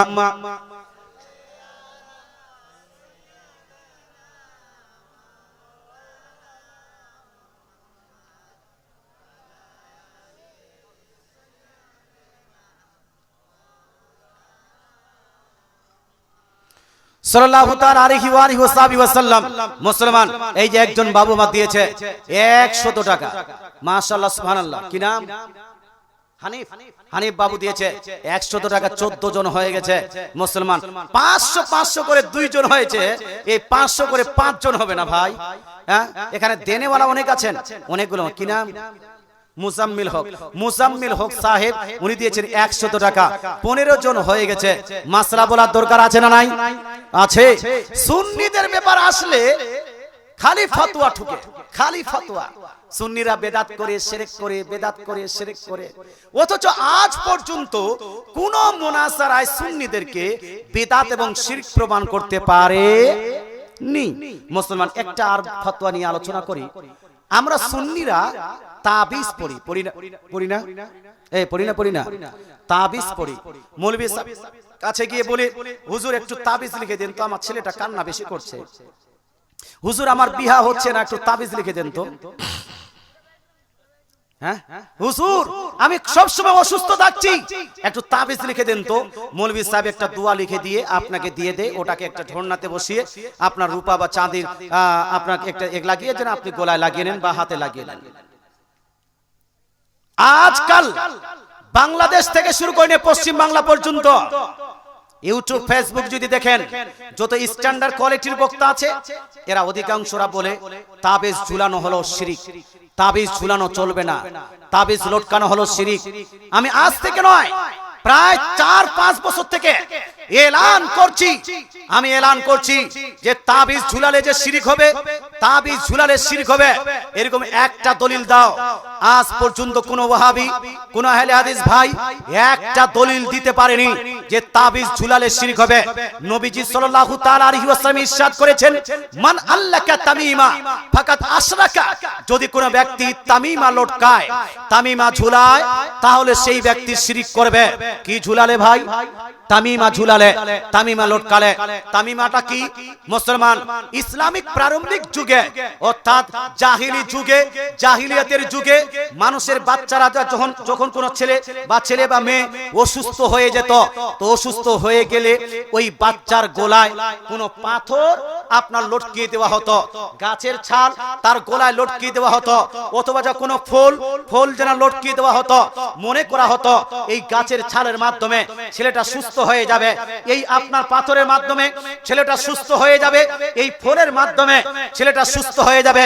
যেমন আমাদের দেশেও আগে বাচ্চা হলে কালো একটা ফল বাচ্চার গলায় লাগিয়ে দেওয়া হতো না? এখনো হয়। কালো ফল গলায় লাগিয়ে দেওয়া হচ্ছে, এই যে কালো ফল গলায় লাগিয়ে দেওয়া হচ্ছে, আপনি মনে করছেন বাচ্চার গলায় লাগিয়ে দিলাম এটা বাচ্চাকে সুস্থ রাখবে, নজর লাগতে দিবে না, ইত্যাদি ইত্যাদি। এটা জাহিলি যুগে ছিল।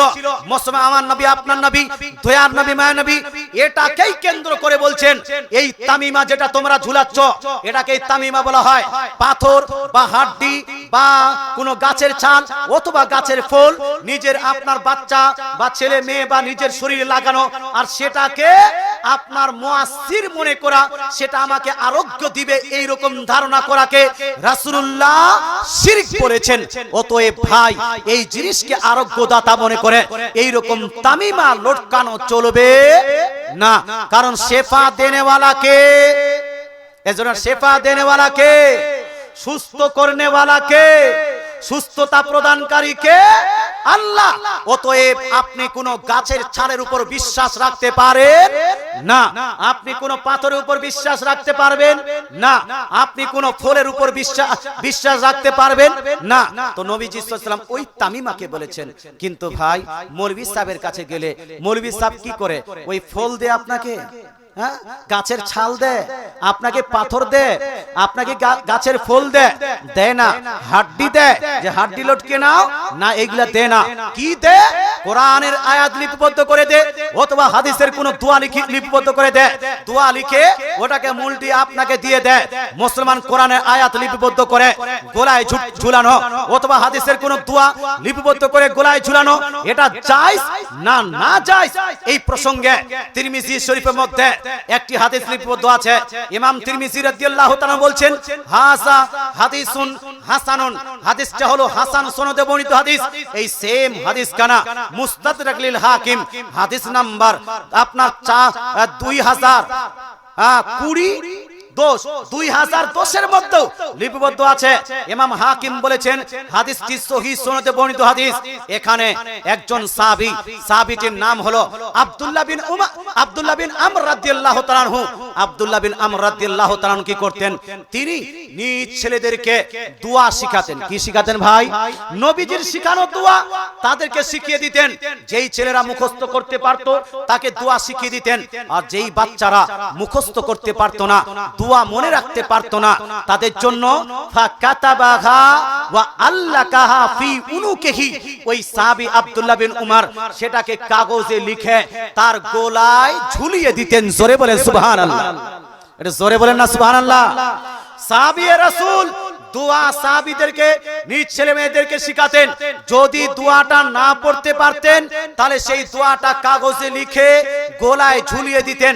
বলুন তো ভাই, সাহাবা একরাম তাবিজ লিখেছেন না লিখেননি? লিখেছেন না লিখেননি? লিখেছেন। তাবিজ লিখে গলায় ঝুলিয়েছেন। তিরমিজি শরীফে 86 হাদিস। তাহলে এটা জায়েজ হবে না না জায়েজ? এই জায়েজ না না জায়েজ? জায়েজ হবে। মুসলমান আপনাকে বলতে চাই, হে মুসলমান, সাহাবী শুনলেন তাবেঈ আপনার জুবাইর, আব্দুল্লাহ বিন জুবাইর রাদিয়াল্লাহু তাআলা আনহু। মুসান্নাফ ইবনে আবি শাইবার মধ্যে লিপিবদ্ধ আছে যে আব্দুল্লাহ বিন জুবাইর রাদিয়াল্লাহু তাআলা আনহু একজন প্রখ্যাত তাবেঈ, ইমাম মুসলিমের উস্তাদ। নিজের কিতাব মুসান্নাফ ইবনে আবি শাইবার মধ্যে উল্লেখ করেছেন আব্দুল্লাহ বিন জুবাইর রাদিয়াল্লাহু তাআলা আনহু কি করতেন? ইয়াকতুবু আত-তাবিজা, তিনি তাবিজ লিখে লিখে মানুষকে প্রদান করতেন। জোরে বলেন সুবহানাল্লাহ। মুসলমান আম্মা জান আয়েশা সিদ্দিকা রাদিয়াল্লাহু তাআলা আনহা বলছেন, কোরআনের কেউ যদি তাবিজ লটকায়, কোরআনের কেউ যদি তাবিজ লটকায়, তাহলে এতে কোনো নাজায়েজ হওয়ার কারণ নাই, এটা নাজায়েজ হবে না। এক কথায় বলার উদ্দেশ্য হলো কোরআনের আয়াত লিপিবদ্ধ করে, হাদিসের দোয়া লিপিবদ্ধ করে, অথবা কোন আপনার বুজুর্গানে দোয়া থেকে, বুজুর্গানে দিন থেকে বর্ণিত কোন দোয়া লিপিবদ্ধ করে সেই তাবিজটা যদি গোড়ায় ঝুলানো হয় তাহলে এটা জায়েজ হবে। কিন্তু ভাই ওই যে সাপড়িয়ার কাছে, সাপড়িয়া বোঝেন আপনারা? আমাদের দেশে সাপড়িয়া আসতো, সাপ খেললো, সাপ খেলার পরে তাবিজ বিক্রি করে যে ভাই তাবিজ নিয়ে যাও, তোমার বাচ্চা যদি পেশাব করে, বিছানায় পেশাব করে, এই তাবিজ দেওয়ার পরে পেশাব বন্ধ হয়ে যাবে। মুসলমান আপনাকে বলতে চাই, কারো যদি স্ত্রী আপনার স্বামীকে না মানে, সাপ খেলা খেলতে এসে ওই ব্যক্তি বলছে আমার তাবিজ নিয়ে যাও, তোমার এই তাবিজ নিয়ে গেলে তোমার স্ত্রী তোমার বসে থাকবে।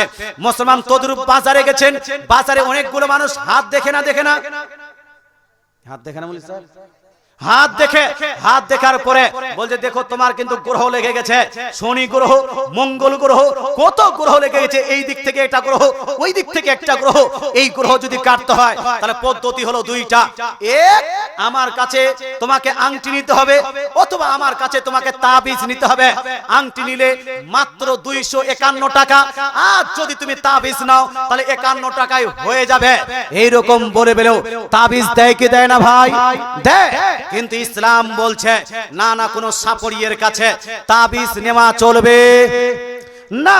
ওই যে আপনার যারা হাত দেখে, হাত দেখনেওয়ালা ব্যক্তির কাছে তাবিজ নেওয়া চলবে না। যদি ইসলামের তাবিজ হয় তাহলে জায়েজ, আর যদি ইসলামের বিপক্ষে হয় তাহলে সেই তাবিজ চলবে না। ইমাম বাগাবী রাহমাতুল্লাহি আলাইহি, হযরত সাঈদ বিন মুসাইয়্যিব তাবেঈনদের মধ্যে প্রখ্যাত তাবেঈ, সাঈদ বিন মুসাইয়্যিবকে জিজ্ঞেস করা হয়েছিল যে কোন মহিলা যদি নাপাক অবস্থায় থাকে আর তার গলায় যদি কোরআনের তাবিজ থাকে তাহলে ওই তাবিজটা কি রাখবে না খুলে ফেলবে? মহিলারা নাপাক হয় না, হয় না? প্রতি মাসে নাপাক হয়, বাচ্চা হলে নাপাক হয়, তাহলে সেই সময় কি মহিলারা কি ওই তাবিজটা খুলে দিবে না গলায় রেখে নেবে? সাঈদ বিন মুসাইয়্যিব বলেন, যদি চামড়ায় লেখা থাকে, চামড়ায় যদি তাবিজটা লেখা থাকে আর ওটা যদি ওপেন থাকে, ওপেন আছে, তাহলে সেই তাবিজটা অর্থাৎ কোরআনের তাবিজটা খুলে দিবে। আর যদি কাগজে লিখে ওটা যদি কোনো রূপা বা সোনার এতে থাকে, ভিতরে থাকে, ওটা যদি মোহটানো থাকে, তাহলে এই তাবিজ মহিলারা নাপাক অবস্থাতেও গলায় বা হাতে রাখলে এতে কোনো নাজায়েজ হবে না। কথা বোঝা গেল ভাই? এতে কোনো না জায়েজ হবে না। মুসলমান আপনাকে বলতে চাই, ইমাম বাগাবী এ কি মুমতাজুল ইসলামের মতো ছোট মৌলবী? মুসলমান এটা কি ডাবচরের মতো ছোট মৌলবী? এই যে আপনার বাংলাদেশের বক্তা শুনছেন, এদের মতো ছোট মৌলবী? না না না মুসলমান, ইমাম বাগাবী রাহমাতুল্লাহ আলাইহি আজ থেকে প্রায় 700-800 বছর আগেকার ইমাম, বড় ইমাম, তিনি এটাকে জায়েজ করেছেন কোরআনের তাবিজকে। সাঈদ ইবনে মুসাইয়্যিব রাদিয়াল্লাহু তাআলা আনহু নবীজির প্রখ্যাত তাবী, বরং তাবেঈদের মধ্যে ইনাকে সরদার তাবেঈ বলা হয়, সবথেকে বুজুর্গ তাবেঈ বলা হয়। তিনি বলছেন কোরআনের তাবিজ পড়া হলো জায়েজ, পড়া হলো জায়েজ, অতএব এটাকে না জায়েজ বা শিরক বলা যাবে না। তবে হ্যাঁ, কোন সাপড়িয়ের কাছে, কোন পণ্ডিতের কাছে যারা বিশরী পূজা করে, এর কাছে তাবিজ নেওয়া যাবে না। যে মনসা পূজা করে, আমাদের উত্তর দিনাজপুরে আছে কিনা জানি না, দক্ষিণ দিনাজপুরে মুসলমান ঘরে জন্ম নেওয়া অনেক ছেলে তাবিজ গন্ডা করার জন্য মনসা পূজা করে। আচ্ছা, ইটাহারটা কোথায় পড়ে? উত্তর দিনাজপুরে, দক্ষিণ দিনাজপুর? উত্তর দিনাজপুর না? ইটাহারে, ইটাহার থানা রাজবাড়ি গেটে, রাজবাড়ি গেটের একটা প্রশ্ন গত 3-4 দিন আগে আমাকে ফোন করে বলা হলো, হুজুর একজন হাজি অর্থাৎ হজ করে এসেছে, এ মানুষকে তাবিজ দিচ্ছে মনসার নামে, আর কয়েকদিন আগে মনসা পূজা করেছে। বলুন তো ভাই, কেউ যদি মনসা পূজা করে এই ব্যক্তি মুসলমান থাকবে? না থাকবে? কেউ যদি মনসা পূজা করে, বিশরী পূজা করে, কেউ যদি লক্ষ্মী পূজা করে, কেউ যদি ওই লোহা লটকানের পূজাটাকে কি বলা হয়, বিশ্বকর্মা পূজা করে, মুসলমান আপনার নিজের দোকানে বিশ্বকর্মা পূজা করলে, তাবিজ গান্ডার জন্য মনসা পূজা করলে, আপনি যদি জ্ঞান নলেজ অর্জন করার জন্য যদি সরস্বতী পূজা করেন, তাহলে ওই ব্যক্তি মুসলমান থাকতে পারে না। কারণ মুসলমানদের কলেমা হলো লা ইলাহা ইল্লাল্লাহ। লা ইলাহা ইল্লাল্লাহর মানে হলো আল্লাহ তাআলা ছাড়া কোনো উপাস্য নাই, আল্লাহ তাআলা ছাড়া কোনো মাবুদ নাই, একমাত্র ইবাদত চলবে কার? আল্লাহ। একমাত্র উপাসনা চলবে কার? আল্লাহর। একমাত্র পূজা চলবে কার? আল্লাহর। আল্লাহ ব্যতীত অন্য কারো পূজা করলে, ইবাদত করলে আপনার লা ইলাহা ইল্লাল্লাহ টিকে না, টিকবে না বলে আপনি মুসলমান থাকবেন না। এই জন্য মনসা পূজা করার পরে মনসার নামে কেউ যদি তাবিজ দেয়, এই তাবিজ চলবে না। তো তাবিজ জায়েজও আছে, না জায়েজও আছে। কোরআন হাদিসের হলে জায়েজ, অন্য যদি হয় তাহলে না জায়েজ। আল্লাহ তাআলা বুঝার তৌফিক দান করুক। আর 10 মিনিট বলবো ভাই, এই বলবো, যারা যারা শুনতে চান হাত তুলে বলুন ইয়া রাসূলুল্লাহ। 100 টাকা করে দেন না বাবা। এই 16 জন মাত্র হয়েছে, 20 জন কমসে কম হয়ে যায়। এই মা বোন, রাত অনেক হয়ে গেছে, বাতও অনেক হয়ে গেছে, এখন কাত হওয়ার পালা। বাড়িতে গিয়ে আপনি ঘুমাবেন। মা বোন 100 করে দেন না মা। লক্ষ্মীর ভান্ডার, লক্ষ্মীর ভান্ডার কত দেয়? 1000 টাকা। আর ছেলেরা কত কামাচ্ছে? কারো 20,000, কারো 35,000, কারো 50,000, কারো 10,000। কেউ যদি একটা ওই কি বলছে, ওই ভলেন্টিয়ার যে এগুলা আছে, হাওয়ালদার ভলেন্টিয়ার, ওদের কি বলে, সিভিক, সিভিকের বেতন কত? হ্যাঁ আচ্ছা 8.5 ধরে নিলাম, 8,500 টাকা পাচ্ছেন। তো সব খালি লক্ষ্মীর ভান্ডারের উপর নজর কেন ভাই? তবে ভাই কি নাম? নাজিমউদ্দিন। এইটা নাজিমউদ্দিন মায়ের নামে দিয়েছে 500 টাকা। মাশাআল্লাহ, নাজিমউদ্দিন ভাই কত সুন্দর মানুষ। মায়ের নামে দিয়েছে ইসালে সওয়াবের জন্য 500 টাকা। 500 করে হয়ে গেল 3 জন মুসলমান, একজন আর 100 দিয়েছে, হয়ে গেছে 17 জন। এই মা বোন, আমি লক্ষ্মীর ভান্ডারকে কেন্দ্র করে 1000 টাকা চাই না মা, মাত্র একটা মায়ের কাছে 500 আর 5টা মায়ের কাছে 100 করে চাই। 100 করে 5টা মা আর একটা মা এই 500 টাকা দিবে। যদি পারেন তো দিয়ে যান না। আর মহিলাদের কোনো প্রশ্ন থাকলে প্রশ্ন দিয়ে যাবেন, হ্যাঁ উত্তর দিব ইনশাআল্লাহ তাআলা। একবার দরুদ শরীফ পড়েন তো, আল্লাহুম্মা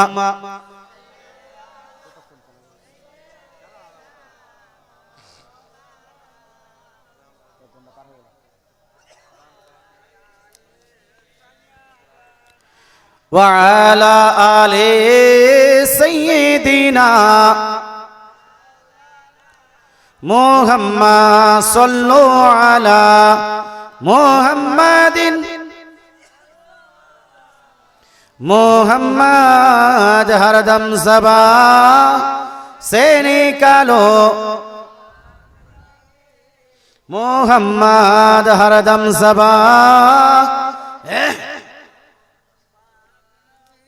এই মা বোন এই যে চাদরটা গেছে এর আগে দিয়েছেন এবার আমার তরফ থেকে মাদ্রাসায় দান করবেন 1 টাকা 2 টাকা 5 টাকা যা পারবেন আপনি যা পারবেন 1 টাকা হলে 1 টাকাও দেন দেন মা দেন আল্লাহ के नाम पे दे दो হ্যাঁ देखिए আপনার ওই মাদ্রাসাটা বিনা দানে চলে না আকাশের ওই সোনার বৃষ্টি হয় না যে সোনাগুলো কুড়িয়ে কুড়িয়ে আমরা মাদ্রাসা চালাই আর সরকারও কিন্তু আমাদের মাদ্রাসা চালায় না এটা সব আপনাদের দানের মাধ্যমে চলে বাপ এই জন্য মাঝে মধ্যে দান করতে আমাদেরকে হয় বক্তৃতাও চলবে দানও চলবে দুইটাই আমাদেরকে চালাতে হবে মুসলমান এখানে একজন প্রশ্ন করেছে किसी का मानना है कि मेरा जमीन हुजूर करीम सल्लल्लाहु ताला अलैहि वसल्लम और मेरे मौला उनके दरमियान कुछ था या नहीं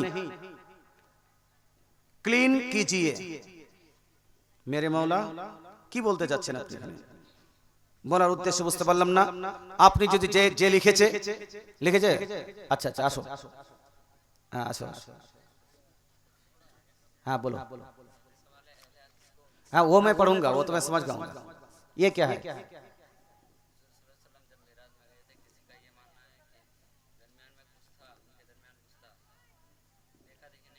अच्छा ठीक है ठीक है ठीक है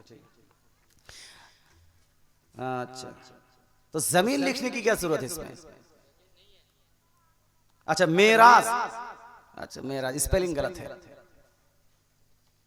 अच्छा बहरहाल উনি বলছেন যে হুজুর মেরাজে নবীজি সাল্লাল্লাহু তাআলা আলাইহি ওয়াসাল্লাম এবং আল্লাহ তাআলার মাঝখানে কথা বলার জন্য কি কেউ ওই আপনার কি বলছে মুতারজিম বা ট্রান্সলেটর ছিল মাঝখানে কি কেউ গেপ ছিল নবীজি কি ডাইরেক্ট আল্লাহর সঙ্গে কথা বলেননি ডাইরেক্ট কি আল্লাহ তাআলা দর্শন করেননি এটা কি সঠিক নয় আমি আপনাকে বলবো আহলে সুন্নাতুল জামাতের মুফতাবেহি ফাতওয়া হলো এই যে আল্লাহ তাআলার রাসূল আল্লাহ তাআলাকে ডাইরেক্ট দর্শন করেছেন জোরে বলেন সুবহানাল্লাহ কথা বোঝা গেল ভাই আব্দুল্লাহ বিন আব্বাস রাদিয়াল্লাহু তাআলা আনহু বলছেন আন্না মুহাম্মাদান সাল্লাল্লাহু আলাইহি ওয়াসাল্লাম রাআ রাব্বাহু অর্থাৎ নিশ্চয়ই মুহাম্মদ সাল্লাল্লাহু তাআলা আলাইহি ওয়াসাল্লাম নিজ রবকে নিজ প্রতিপালককে দেখেছেন জোরে বলেন সুবহানাল্লাহ কি করেছেন ভাই দেখেছেন নবীজিও বলেছেন হাদিসটি লিপিবদ্ধ আছে মিশকাত শরীফ জিলদ নম্বর 1 পেজ নাম্বার 69 এর শেষ আপনার লাইন আর 70 এর প্রথম লাইনের মধ্যে এই তাছাড়া এই হাদিসখানা সুনান তিরমিজি জিলদ নাম্বার 2 পেজ নাম্বার আপনার 157 এর মধ্যে লিপিবদ্ধ আছে সহিহ সুনদে নবীজি সাল্লাল্লাহু তাআলা আলাইহি ওয়াসাল্লাম ইরশাদ করেন রাআইতু রাব্বি আযজা ওয়া জাল্লা ফি আহসানি সূরা অর্থাৎ আমি আমার রবকে আমি আমার প্রতিপালককে খুব সুন্দর ভাবে দর্শন করলাম জোরে বলেন সুবহানাল্লাহ নবীজি বলছেন আমি আমার রবকে আমি আমার প্রতিপালককে আমি আমার আল্লাহকে সুন্দরভাবে দর্শন করেছি মুসলমান আপনাকে বলতে চাই কাজী ইয়াস শিফা শরীফের মধ্যে উল্লেখ করেছেন নবীজি এই চর্মচক্ষু দিয়ে এই যে আপনার চর্মচক্ষু দিয়ে আল্লাহ তাআলাকে দর্শন করেছেন জোরে বলেন সুবহানাল্লাহ এই জন্য আমরা আহলে সুন্নাতুল জামাতের মানুষ মানি নবীজি সাল্লাল্লাহু আলাইহি ওয়াসাল্লাম মেরাজের পবিত্র রাত্রিতে যখন আল্লাহ তাআলার দিদার করতে গিয়েছিলেন ডাইরেক্ট দিদার করেছেন আর ডাইরেক্ট কোথাও বলেছেন সরে বলেন সুবহানাল্লাহ মাঝখানে কোনো মুতারজিম ছিল না মাঝখানে কোনো ট্রান্সলেটর ছিল না মাঝখানে কোনো আপনার ওই কি বলছে হাতা বা ওই স্টপ মারনেওয়ালা কোনো পিনটিন ছিল না জিবরিল আলাইহিস সালাম অনেক আগেই তো সাথ ছেড়ে দিয়েছেন নাকি ভাই জিবরিল আলাইহিস সালাম অনেক আগেই তো সিদরাতুল মুনতাহায় নবীজির সাথ ছেড়ে দিয়েছেন নবী একাই গেছেন লামাকা আর নবীজি সাল্লাল্লাহু আলাইহি ওয়াসাল্লাম আল্লাহর দিদার করে আল্লাহর সঙ্গে কথা বলেছেন জোরে বলেন সুবহানাল্লাহ তাই ভাই আশা করি উত্তরটা পেয়ে গেছেন নেক্সট প্রশ্ন করেছে আহলে হাদিস को मिट्टी दे सकते हैं या नहीं मिट्टी देने के मतलब ये अगर है कि आप किसी अहले हदीस के इंतकाल के बाद उसको आप दफन करना चाहते हैं, उसका जनाजा पढ़ना चाहते हैं, तो এই ব্যাপারে আহলে সুন্নাতুল জামাতের মত হলো, আহলে সুন্নাতুল জামাতের মত হলো কোন এমন আহলে হাদিস যাদের আকীদা ভুল, এমন আহলে হাদিস যার আকীদার মধ্যে কুফরি আছে, যার আকীদা কোরআন হাদিসের বিপক্ষে আছে, যাদের আকীদা কোরআন হাদিসকে সংঘর্ষ করে। যেমন দুই একটা উদাহরণ দিই। যদি কোন আহলে হাদিস বলে আল্লাহর আকার আকৃতি আছে, আল্লাহর দেহ আছে, আল্লাহর অঙ্গ প্রত্যঙ্গ আছে, তদ্রূপ নবী গায়েবের সংবাদদাতা নন, নবী গায়েব জানে না, এইরকম যদি আকীদা ধারণ করে, যদি কোনো ব্যক্তি বলে যে আপনার নবীকে হাসিন নাসির বললে শিরক হবে, এইরকম কোন আহলে হাদিস যাদের আকীদায় কুফরি আছে, যাদের আকীদায় গুমরাহি আছে, এরা যদি ইন্তেকাল করে তাহলে এদের দাফন কাফনে কোন মুসলমান শরীক হতে পারবে না। কথা বোঝা গেল ভাই? कुछ बोलेंगे? जी, एक सवाल है। जैसे कि इमाम भत्ता लेकर के इमामती कोई और कर रहे हैं और इमाम भत्ता कोई और खा रहे हैं और कमेटी इसके ऊपर ध्यान नहीं दे रहे हैं, इस सूरत में क्या किया जाए? আচ্ছা, উনি বলছেন যে হুজুর কারো ইমাম ভাতা হয়ে গেছে, কথা বোঝা গেল? হ্যাঁ, কোনটা? ওই আগেরটা? হ্যাঁ, আগেরটা তো মোটামুটি ক্লিয়ার হলো। তো যদি কারো আকীদায় গলত থাকে, কথা স্পষ্ট বুঝতে পারছেন তো? আকীদায় যদি ত্রুটি থাকে, আকীদাতান যদি কোনো আহলে হাদিস হয়, দেওবন্দি ওয়াহাবি যাই হোক না কেন, তার আকীদার মধ্যে যদি ভুল থাকে, এই রকম আকীদার ব্যক্তিকে দাফন করা যাবে না, আমাদের অংশগ্রহণ করা যাবে না। ইভেন আমি এখানে আরো ক্লিয়ার করে দিই, কেউ যদি নিজেকে সুন্নি বলে দাবি করে, সুন্নি বলে দাবি করে, সুন্নি বলে দাবি করার পরে যদি কেউ বলে যে আল্লাহ আমার পীরের মধ্যে আছে, নাউজুবিল্লাহি মিন যালিক, অথবা আমার পীর রাসূলের থেকে উত্তম, কথা বোঝা গেল? অথবা কেউ যদি বলে আমার পীর হলো নবীর সমতুল্য, কথা বোঝা গেল? এইরকম যদি আকীদা ধারণ করে সুন্নি নামে ব্যক্তি হওয়ার পরে যেহেতু তার আকীদা ভুল, তাই একে কাফন দাফনে আপনি অংশগ্রহণ করতে পারবেন না। মূল বক্তব্য হলো এই কাফন দাফন জানাজা পড়ার জন্য এই সমস্ত জিনিস ডিপেন্ড করছে যার আপনি জানাজা পড়ছেন, যার কাফন দাফন করছেন, এর আকীদা ঠিক আছে কি নাই। আকীদা যদি কোরআন হাদিসের খেলাফ হয় তাহলে তাতে অংশগ্রহণ করতে পারবেন না, আর কোরআন হাদিসের মোতাবেক যদি আকীদা হয় তাহলে অংশগ্রহণ করতে কোনো সমস্যা নাই। আশা করি উত্তরটা পেয়ে গেছেন। নেক্সট প্রশ্ন করা হয়েছে যে ইমাম সাহেব একজন ভাতা পেত, ওকে বের করে দেওয়া হয়েছে, বাবা ও চলে গেছে এবং নেক্সট ইমাম এসছে, তো নেক্সট ইমাম ও ভাতা পাচ্ছে না, ওকে বেতন দিচ্ছে, তাহলে এই ক্ষেত্রে কমিটির কি করা উচিত? এই ক্ষেত্রে কমিটির কি করা উচিত? আমি বলবো প্রথমত কমিটিকে, যে কমিটি যে ভাতা পাচ্ছে তাকে বের করলো কেন? না সে নিজে করে বের হয়েছে, কথা বুঝে গেল? যদি সে নিজে করে বের হয়ে যায় তাহলে তার উচিত অতি সত্বর ওই যে মসজিদের ভাতা পায় ওই ভাতাটা তাকে মসজিদে দিয়ে দিতে হবে, অথবা দরখাস্ত দিয়ে নিজের ভাতার নাম নিজের এর নামটা কাটিয়ে নিয়ে অন্য যে যোগ্য ইমাম ওখানে আছে তার নামে ভাতাটা করিয়ে দিতে হবে। এটা ওই আলিমের দায়িত্ব, কথা বোঝা গেল? अरे वो तो बोल रहा हूं मैं, दायित्व तो खा सकता है कैसे, কথা বোঝা গেল? দায়িত্ব কি? যে সে না খেয়ে ওরা কি করবে? যদি সে নিজে বের হয়ে যায় তাহলে তার দায়িত্ব হলো যে সে নিজের ভাতাটাকে ক্যান্সেল করিয়ে যে বর্তমান ইমাম সাহেব আছে তাকে দিবে অথবা কমিটিকে দিবে। কে বলছে এটা? মহিলারা বলেছে? আচ্ছা ঠিক আছে বাবু, বস ইনশাআল্লাহ। হ্যাঁ ঠিকই প্রশ্ন করেছে, তো পুরুষরা খালি প্রশ্ন করবে নাকি? মহিলারা প্রশ্ন করেছে যে লক্ষ্মীর ভান্ডার তো খুব যারা বক্তারা চাইছে হুজুর, তো এইটা ভান্ডারের টাকা দান করা যাবে না? যাবে না ইনশাআল্লাহ বলছি, কিন্তু এটা ক্লিয়ার করি আগে, করব না? হ্যাঁ। আর যদি মুসলমান, আর যদি কমিটি বের করে থাকে, কমিটি বের করে থাকে, যে হয় না যে একটু মৌলবী কিছু দোষ পেল, একটু যেন ভালো লাগলো না, মৌলবী কোরআন কথা বলছে, কোরআন হাদিসের কথা বলছে, মৌলবীকে বার করে দাও, অন্য মৌলবীকে রাখো, হয় কি হয় না? হ্যাঁ, এই রকম যদি হয় তাহলে ওই কমিটিকে অতি সত্বর ওই ইমামের কাছে মাফি নিয়ে, যে আপনাকে বের করে আমরা ভুল করেছি, আপনার উপর আমরা জুলুম করেছি, ভুল মাফি নেওয়ার পরে ওই ইমামকে জয়েন করাবে, আর যেই বর্তমান ইমাম আছে এটাকে বাদ দিবে।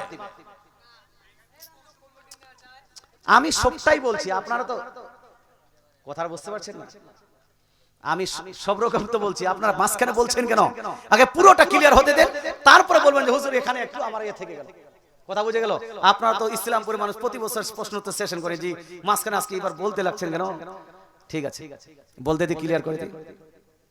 আচ্ছা, কমিটি যদি অল্প কারণে, বিশেষ কারণ না ছাড়া অল্প কারণে যদি তাকে বের করে থাকে, তাহলে কমিটির উচিত ওই ইমামকে বহাল করবে, ওই ইমামই থাকবে, ভাতা ওই খাবে। আর যদি বিশেষ কারণ থাকে, অর্থাৎ কোন অ্যাকচুয়াল কারণ ছিল, তার কেরাত শুদ্ধ ছিল না, অথবা সে ফাসিকে মুলিন ছিল, এই রকম যদি ইমাম থাকে, তাহলে ইমাম বের করেছে, ঠিক করেছে, এবার ওই ব্যক্তির উচিত যে ওই ভাতাটা ওকে ফেরত দিতে হবে। কথা বোঝা গেল ভাই? ফেরত দিতে হবে মুসলমান। তবে এই সমস্ত আলোচনার সারাংশ মুসলমান, আপনি যদি আরো বিস্তারিত জানতে চান, তাহলে এখানে আরো জানতে হবে এটা, যে আমি যেটা শুনেছি অনেকগুলো জায়গাতে একই মসজিদে দুইটা ইমাম যেন ভাতা পাচ্ছে, এরকম আছে নজির, এক জায়গার দুইটা ইমাম ভাতা পাচ্ছে। আমার এখনো পর্যন্ত ক্লিয়ার হয়নি যে মমতা ভাতা দিচ্ছে কি হিসাবে, শুধু ইমাম নাম হওয়ার হিসাবে না মসজিদে থাকা হিসাবে। যদি ভাতার কন্ডিশন থাকে মসজিদের ইমামতি করতে হবে, না হলে ভাতা পাবে না। তাহলে শুনেন, যেই মসজিদের ভাতা পাচ্ছে সেই মসজিদে ওই ব্যক্তি যদি নামাজ না পড়ায়, তাহলে তার জন্য ভাতা খাওয়া চলবে না। আর যদি এটা শর্ত না থাকে, তাহলে শর্ত যদি না থাকে, তাহলে আমাদেরকে ওই সরকারের তরফ থেকে ডিসকাশন করে ফতোয়া দিতে হবে যে আপনি কি শর্তে দিয়েছেন। কথা বোঝা গেল? যদি শর্ত থাকে তাহলে ভাতাটাকে ফেরত দিতে হবে। আশা করি উত্তরটা পেয়ে গেছেন। এখানে বলছে হুজুর লক্ষ্মীর ভান্ডারের টাকা যদি মাদ্রাসা মসজিদে দান করা হয়, আচ্ছা আর কুছ হ্যায় বলিয়া, হয়ে গেছে, হয়ে গিয়া, বললাম পুরোটা তো হয়তো ক্লিয়ার হয়ে গেল, মাঝখানে বললেন তখন কি দরকার?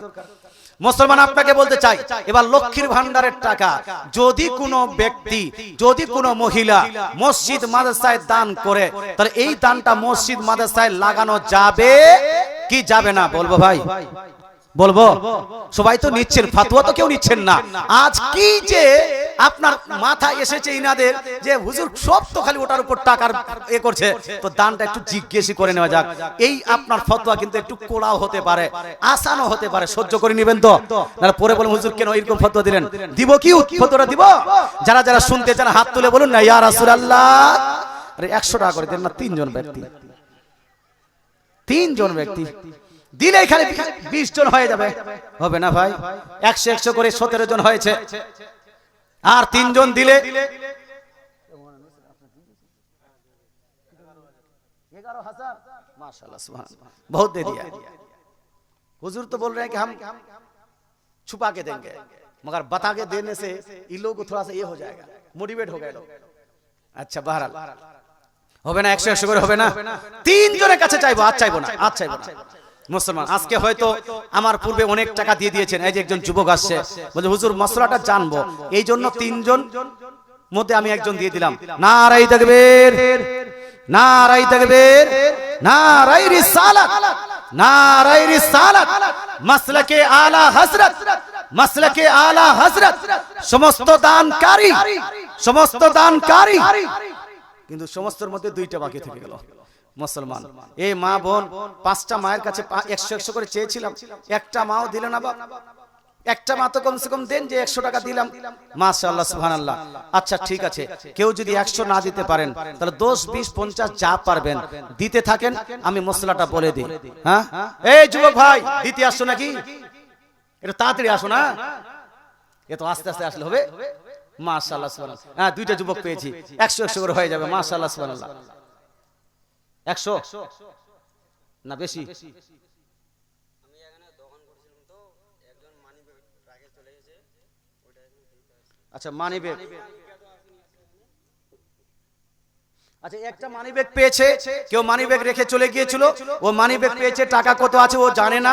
এরকম সৎ ছেলে পাওয়াটা পৃথিবীতে খুব মুশকিল আছে নাকি ভাই? টাকাটা পর্যন্ত দেখিনি কত টাকা আছে না আছে, মানি ব্যাগটা রেখে দেবেন হুজুর। হ্যাঁ, মাদ্রাসায় কিন্তু লাগাবেন না এটা টাকা, এটা টাকা মাদ্রাসায় লাগাবেন না, মানি ব্যাগটা রেখে দেবেন। এই লুকটা কা মাসালা হ্যাঁ, যখন আপনার কেউ কোনোদিন শুনবে যে আমার মানি ব্যাগ হারিয়ে গিয়েছিল তো টাকা ছিল, ও বলবে আপনি টাকা দিয়ে দিবেন। কথা বোঝা গেল? এটা মাদ্রাসাও লাগানো যাবে না। এই মাশাআল্লাহ, কি নাম? সাইদ বাবু আমার, মাশাআল্লাহ খুব ভালো লাগলো তোমার ব্যবহার। হ্যাঁ, সাইদ বাবু দিয়েছে 100 টাকা, 19 জন হয়ে গেছে। আপনার মানিবে সত্যিকারে হয়তো? আচ্ছা আসেন, নিয়ে যান। वो माइक ऑपरेटर साहब ने सवाल किया है, हाँ। अगर गैर मुस्लिम यहाँ अगर कोई मर जाए तो उनके यहाँ अगर ऐसे दोस्त बंधु के हिसाब से वहाँ जा सकते हैं या नहीं? আচ্ছা,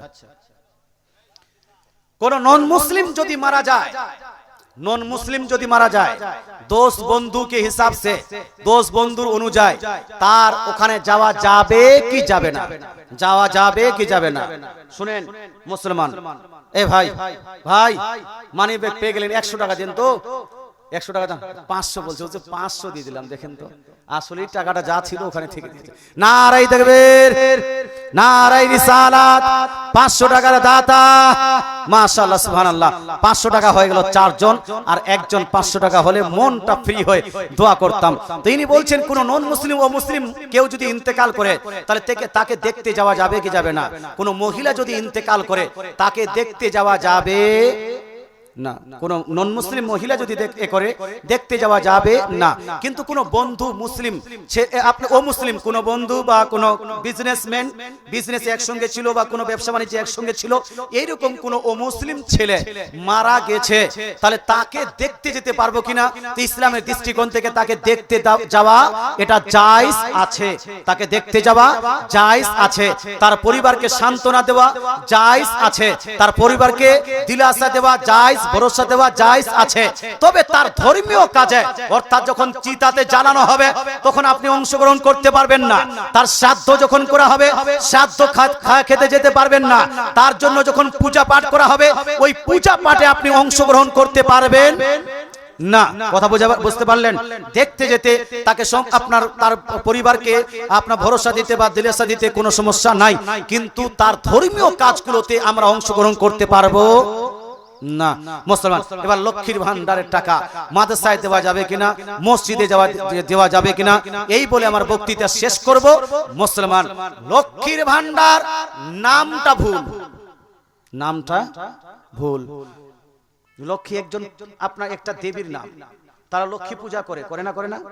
আমরা কিন্তু পূজা করি না, আমরা করি না।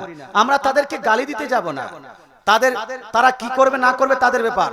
মুসলমান, নামটা ভুল রেখেছে, অ্যাকচুয়ালি নামটা ভুল রেখেছে। হিন্দুস্তান যখন রিপাবলিক কান্ট্রি, ধর্ম নিরপেক্ষ দেশ, এখানে নাম কোনো মূর্তির নামে হতো না, এখানে নাম কোনো যোজনা হতো। মমতার যদি নাম দিত মমতা যোজনা, কথা বলেন, কোন আর যোজনা দিত তাহলে ঠিক ছিল। নামটা তাদের উদ্দেশ্যে তারা দিয়েছে, তাদের ব্যাপার। নামটা ভুল, কিন্তু টাকাটা কোথা থেকে দিচ্ছে ভাই? কোন মন্দির থেকে দিচ্ছে নাকি? ন। কোন পূজা থেকে দিচ্ছে নাকি? ন। ওটা আমাদেরই টাকা। জোরে বলেন না সুবহানাল্লাহ। ভান্ডারে যেই টাকাটা দেওয়া হয় ওটা কার টাকা? ওটা পাবলিকের টাকা। সরকারের টাকা মানে পাবলিকের টাকা। ওটা যখন সরকারের টাকা, পাবলিকের টাকা, আমাদের ট্যাক্সের টাকা, কি যেন টাকা নিচ্ছে, মুসলমান আপনাকে বলতে চাই, তাহলে ওই টাকাটা আমাদের গ্রহণ করা এটা জায়েজ হবে। ওই টাকা পাক ও সাফ হবে, ওই টাকা ব্যবহার করা জায়েজ হবে। নিজের জন্য যখন ব্যবহার করা জায়েজ হবে, মসজিদে দিলেও জায়েজ হবে, মাদ্রাসাতে দিলে জায়েজ হবে। কিন্তু ভাই, লক্ষ্মীর ভান্ডারের নামে কোন গজল যদি পাঠ করা হয়, এইটা জায়েজ হবে না। লক্ষ্মীর ভান্ডারের নামে কোন গজল যদি ইসলামিক আপনার কি বলছে জালসায় পড়া হয়, এইটা জায়েজ হবে না। লক্ষ্মীর ভান্ডার রে করে একটা গজল তৈরি করেছে না, আছে না ভাই? হ্যাঁ, এই গজল পড়া, যেহেতু নামটা ওখানে আলাদা আছে, কথা বুঝতে পারছেন? নাম ওখানে আলাদা আছে, কোন একটা দেবীর নাম আছে, ওই নামে আমরা গোসল পাঠ করব, এটা হানা বলুন না বাবা, পাঠ করা যাবে? কিন্তু মুসলমান বক্তা পড়ছে, শ্রোতারা শুনছে, বক্তাও নিষেধ করছে না, শ্রোতাও নিষেধ করছে না, পরেই চলে যাচ্ছে। ভান্ডার বলে মমতা ভান্ডার বললেও কোনো সমস্যা ছিল না, কিন্তু ওই যে আপনার নাম, ওই নামটা উল্লেখ করা যাবে না। আল্লাহ তাআলা বুঝার তৌফিক দান করুক, আমল করার তৌফিক দান করুক। মুসলমান আপনাকে বলতে চাই, আর কি কারো প্রশ্ন আছে? কি প্রশ্ন বলুন? হ্যাঁ দেন দেন। মাশাআল্লাহ সুবহানাল্লাহ, একজন মহিলা দিয়েছে, ওয়াহাবি মেয়েটা হানাফির বাড়িতে বিয়ে হয়েছে, তার বাবা মা মারা গেছে, ফাতিহা মিলাদ করতে পারবে কিনা? মুসলমান এই একই প্রশ্নের উত্তর একই সেম। যদি তার বাবা, তার আকীদা ভুল ছিল, তার আকীদায় কুফরি যদি থাকে, তারা যদি সুন্নিদেরকে গুমরাহ বা মুশরিক বা শিরক বা বেদাতের ফতোয়া দিয়ে থাকে এর বাবা, কথা বোঝা গেল? তার মধ্যে যদি কোন রকম কুফরি বা গুমরাহি আকীদা থাকে, তাহলে বাবা হওয়া সত্ত্বেও তার জন্য মিলাদ করা যাবে না, ফাতিহা করা যাবে না। আর যদি আকীদায় ভুল না থাকে, কোরআন হাদিস মোতাবেক আকীদা থাকে, সুন্নিদেরকে সাপোর্ট করে, সুন্নিদের আকীদাকে সাপোর্ট করে থাকে, শুধু গ্রামটা ওদের, শুধু আপনার গ্রামে ওদের থাকে, সুন্নিদের আকীদাকে যদি সাপোর্ট করে, তাহলে তার জন্য দোয়া খায়ের করা যাবে। কথাকে বোঝাতে পেরেছি? এটা হলো অ্যাকচুয়াল ফতোয়া। কিছু মৌলবীরা আবার এই ফতোয়াটাকে গ্রহণযোগ্য করে না, কিন্তু অ্যাকচুয়াল ফতোয়া এটাই। এটাই ফতোয়া হলো আলা হযরত আজিমুল বরকত মুজাদ্দিদুদ দ্বীন ও মিল্লাত আলাইহি রিজওয়ান থেকে শুরু করে আমাদের সমস্ত বড় বড় আকাবিরদের যে আকীদাগত যদি ভুল থাকে, কুফরি আকীদা থাকে, তাহলে তার জন্য দোয়া খায়ের করা ইত্যাদি করা চলবে না। আর আকীদা যদি আপনার ঠিক থাকে, তাহলে তার জন্য দোয়া খায়ের করা, কোরআন তেলাওয়াত করা জায়েজ হবে। আশা করি উত্তরটা পেয়ে গেছেন। ওই সেম আপনি ওয়াহাবি নেন, আপনি দেওবন্দি নেন, জামাতি নেন, আপনি আর কোন ব্যক্তি নেন, যেই ব্যক্তির জন্য এটা সব ডিপেন্ড করছে কার উপর? কার উপর? জি, আকীদার উপর।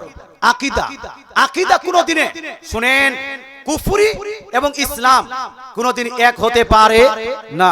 কেউ যদি বলে ওরাও ঠিক আর এরাও ঠিক, সবাই ঠিক, যে বলবে সবাই ঠিক, এ হলো সবথেকে বড় ভুল।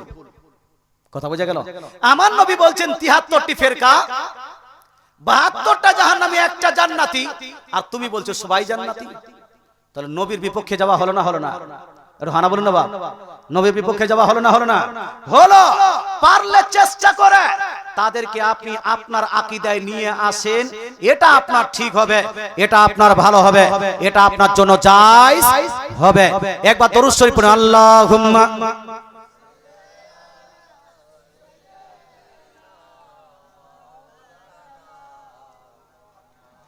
ওয়া আলা আলি সাইয়্যিদিনা किताब की देख लिखे सल्लु आला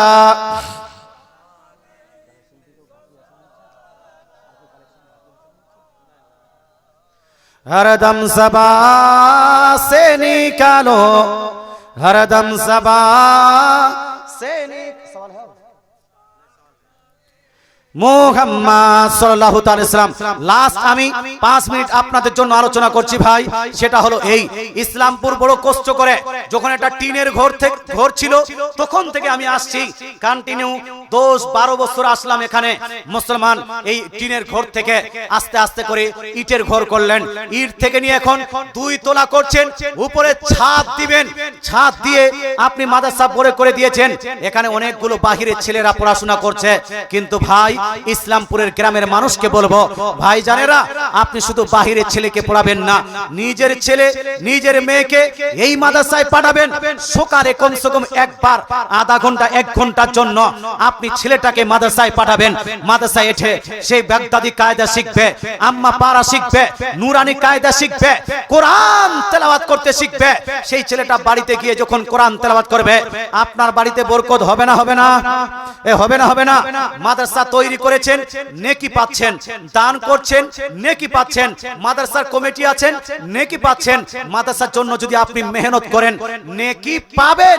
কিন্তু ভাই এই আপনার মাদ্রাসা তৈরি করার সাকসেসফুল তখন আপনি হবেন যখন আপনার ছেলে, নিজের ছেলেকে, নিজের মেয়েকেও, ছোট ছোট মেয়েদেরকে এবং আপনার ছেলেদেরকেও আপনি কমসে কম এক টাইমের জন্য এই মাদ্রাসাতে পাঠাবেন।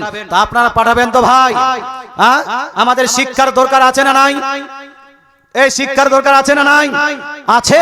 মুসলমান আপনাকে বলতে চাই, শিক্ষা হলো জাতির মেরুদণ্ড। শিক্ষা নির্ভর, আপনার ইসলাম নির্ভর করছে আপনার শিক্ষার উপর। মুসলমান অনেকগুলো প্রশ্ন করেছেন, অনেকগুলো প্রশ্ন থেকে গেছে। আমার মোটামুটি 60 খানা বই লেখা হয়ে গেছে মুসলমান। তোর মধ্যে এটা হলো সব থেকে উল্লেখযোগ্য কিতাব। আমার এই বইয়ের নাম হলো হাদিস ও মুহাদ্দিসগণের দৃষ্টিতে সহিহ নামাজ। হানাফিরা যেই নামাজগুলো পড়ে, যেই আপনার ইবাদতগুলো করে, এই ইবাদতের উপরে অনেকগুলো মানুষ প্রশ্ন করে, জোরে আমিন বলবো না আস্তে আমিন বলবো, আপনার 20 রাকাত তারাবি পড়বো না 8 রাকাত তারাবি পড়বো, 6 তাকবীরে ঈদের নামাজ পড়বো না 12 তাকবীরে ঈদের নামাজ পড়বো, মহিলারা মসজিদে যাবে কি যাবে না, মহিলারা জামাত করে নামাজ পড়বে কি পড়বে না। মুসলমান এই যে নাভির নিচে হাত বাঁধবো না বুকের উপর হাত বাঁধবো, এটা নিয়ে সব জায়গায় তুলপাড় লেগে গেছে। এই সমস্ত সমস্যার সমাধান করো তো আমি এই বইটা লিখেছি। বইটার নাম হলো হাদিস ও মুহাদ্দিসগণের দৃষ্টিতে সহিহ নামাজ। আপনি অসংখ্য দলিল পাবেন, প্রত্যেকটা পৃষ্ঠায় পৃষ্ঠায় দলিল, দলিল নাম্বার, হাদিস নাম্বার, পৃষ্ঠা নাম্বার, খণ্ড নাম্বার সব লিখে দিয়েছি। মুসলমান বইটার দাম হলো 300 টাকা। মিশোতে পাওয়া যাবে, অর্ডার দিলে 250 টাকায় পেয়ে যাবেন, কালিয়াচকে গেলে 200 টাকায় পেয়ে যাবেন। অন্যান্য জায়গায় এই বইটার দাম আমি রেখেছিলাম 50% করে মাত্র 150 টাকায়। কিন্তু এখানে যেহেতু আমি কন্টিনিউয়াসলি আসি প্রচার ও প্রসারের জন্য, কয়েকটা মাত্র বই নিয়ে এসেছি প্রচার ও প্রসারের জন্য। মাত্র কয়েকটা 8-10টা বই আছে, মাত্র 100 টাকায় দিয়ে দিব। 100 টাকায় 300 টাকার বই। কয়েকটা যুবক আপনারা যদি পারেন তাহলে অবশ্যই বইটি 100 টাকা দিয়ে নিজে নেবেন, নিজে পড়বেন, নিজের পরিবারকে পড়াবেন, নিজের ছেলেকে, নিজের মেয়েকে পড়াবেন। কারণ আমাদের ছেলে মেয়েরা মিশন এবং স্কুলে, কলেজে, ইউনিভার্সিটিতে পড়ে আজকাল জানা দেখবেন তাদের আকীদা ডগমগিয়ে গেছে, তার আকীদা ভুল হয়ে গেছে। এই জন্য বলবো ভাই একবার দরুদ শরীফ পড়ি। এর মধ্যে কেউ যদি নিতে চান 100 টাকায় ওখান থেকে 10 জন ব্যক্তি, 10-12 জন ব্যক্তি পাবেন, নিয়ে নেন। একবার দরুদ শরীফ আল্লাহুম্মা, ও একজন হাত বাড়িয়ে দেন, মুহাম্মাদ ওয়া আলা আলিহি ওয়ালা আলে সাইয়্যিদিনা মাওলানা মুহাম্মদ সাল্লু আলা মুহাম্মদ হরদম सबा से निकालो, हरदम सबा से निकालो शफीआना মুহাম্মদ সাল্লাল্লাহু তাআলা আলাইহি ওয়া আলিহি ওয়াসাল্লাম। অন্য জায়গায় এই 100 টাকা পাওয়া যাবে না, তবে এখানে শুধু। এই বাবু, এই বই শেষ হয়ে গেছে কি? নিয়ে আসবে? প্রচারের জন্য মাত্র 10টা নিয়ে এসেছিলাম, আরো লাগবে কি? তাহলে নিয়ে আসো, ব্যাগটা নিয়ে আসো, দিয়ে দাও। আমার এটা নিজের জায়গা, সব অন্য জায়গা হলে বেশি দিতাম না, শুধু প্রচারের জন্য 10টা নিয়ে আসো। এই দেখেন মাশাআল্লাহ, মাশাআল্লাহ। হুজুর গজল বলেন। এই আপনার বাড়ি কোথায়? এই গ্রামে বাড়ি? এই গ্রামের বাড়ি, তারপর আপনি জানলেন না আমি গজল পড়ি কি পড়ি না? হায় হায়, এই যদি গজল পড়ে দিই যতগুলো লোক আছে সব লোক পালিয়ে যাবে। হ্যাঁ, খবরদার, হুঁশিয়ার। গজল না বলে একটা মশলা জানেন, একটা মশলা জানেন। হ্যাঁ কি জি, क्या मसला बाकी याद ही नहीं है?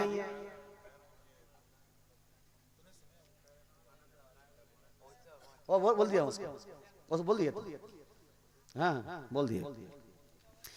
মুসলমান আপনাকে বলতে চাই, অনেক মশলা নিয়ে আলোচনা হয়েছে, যাই হোক ভাই আর বেশি নয়।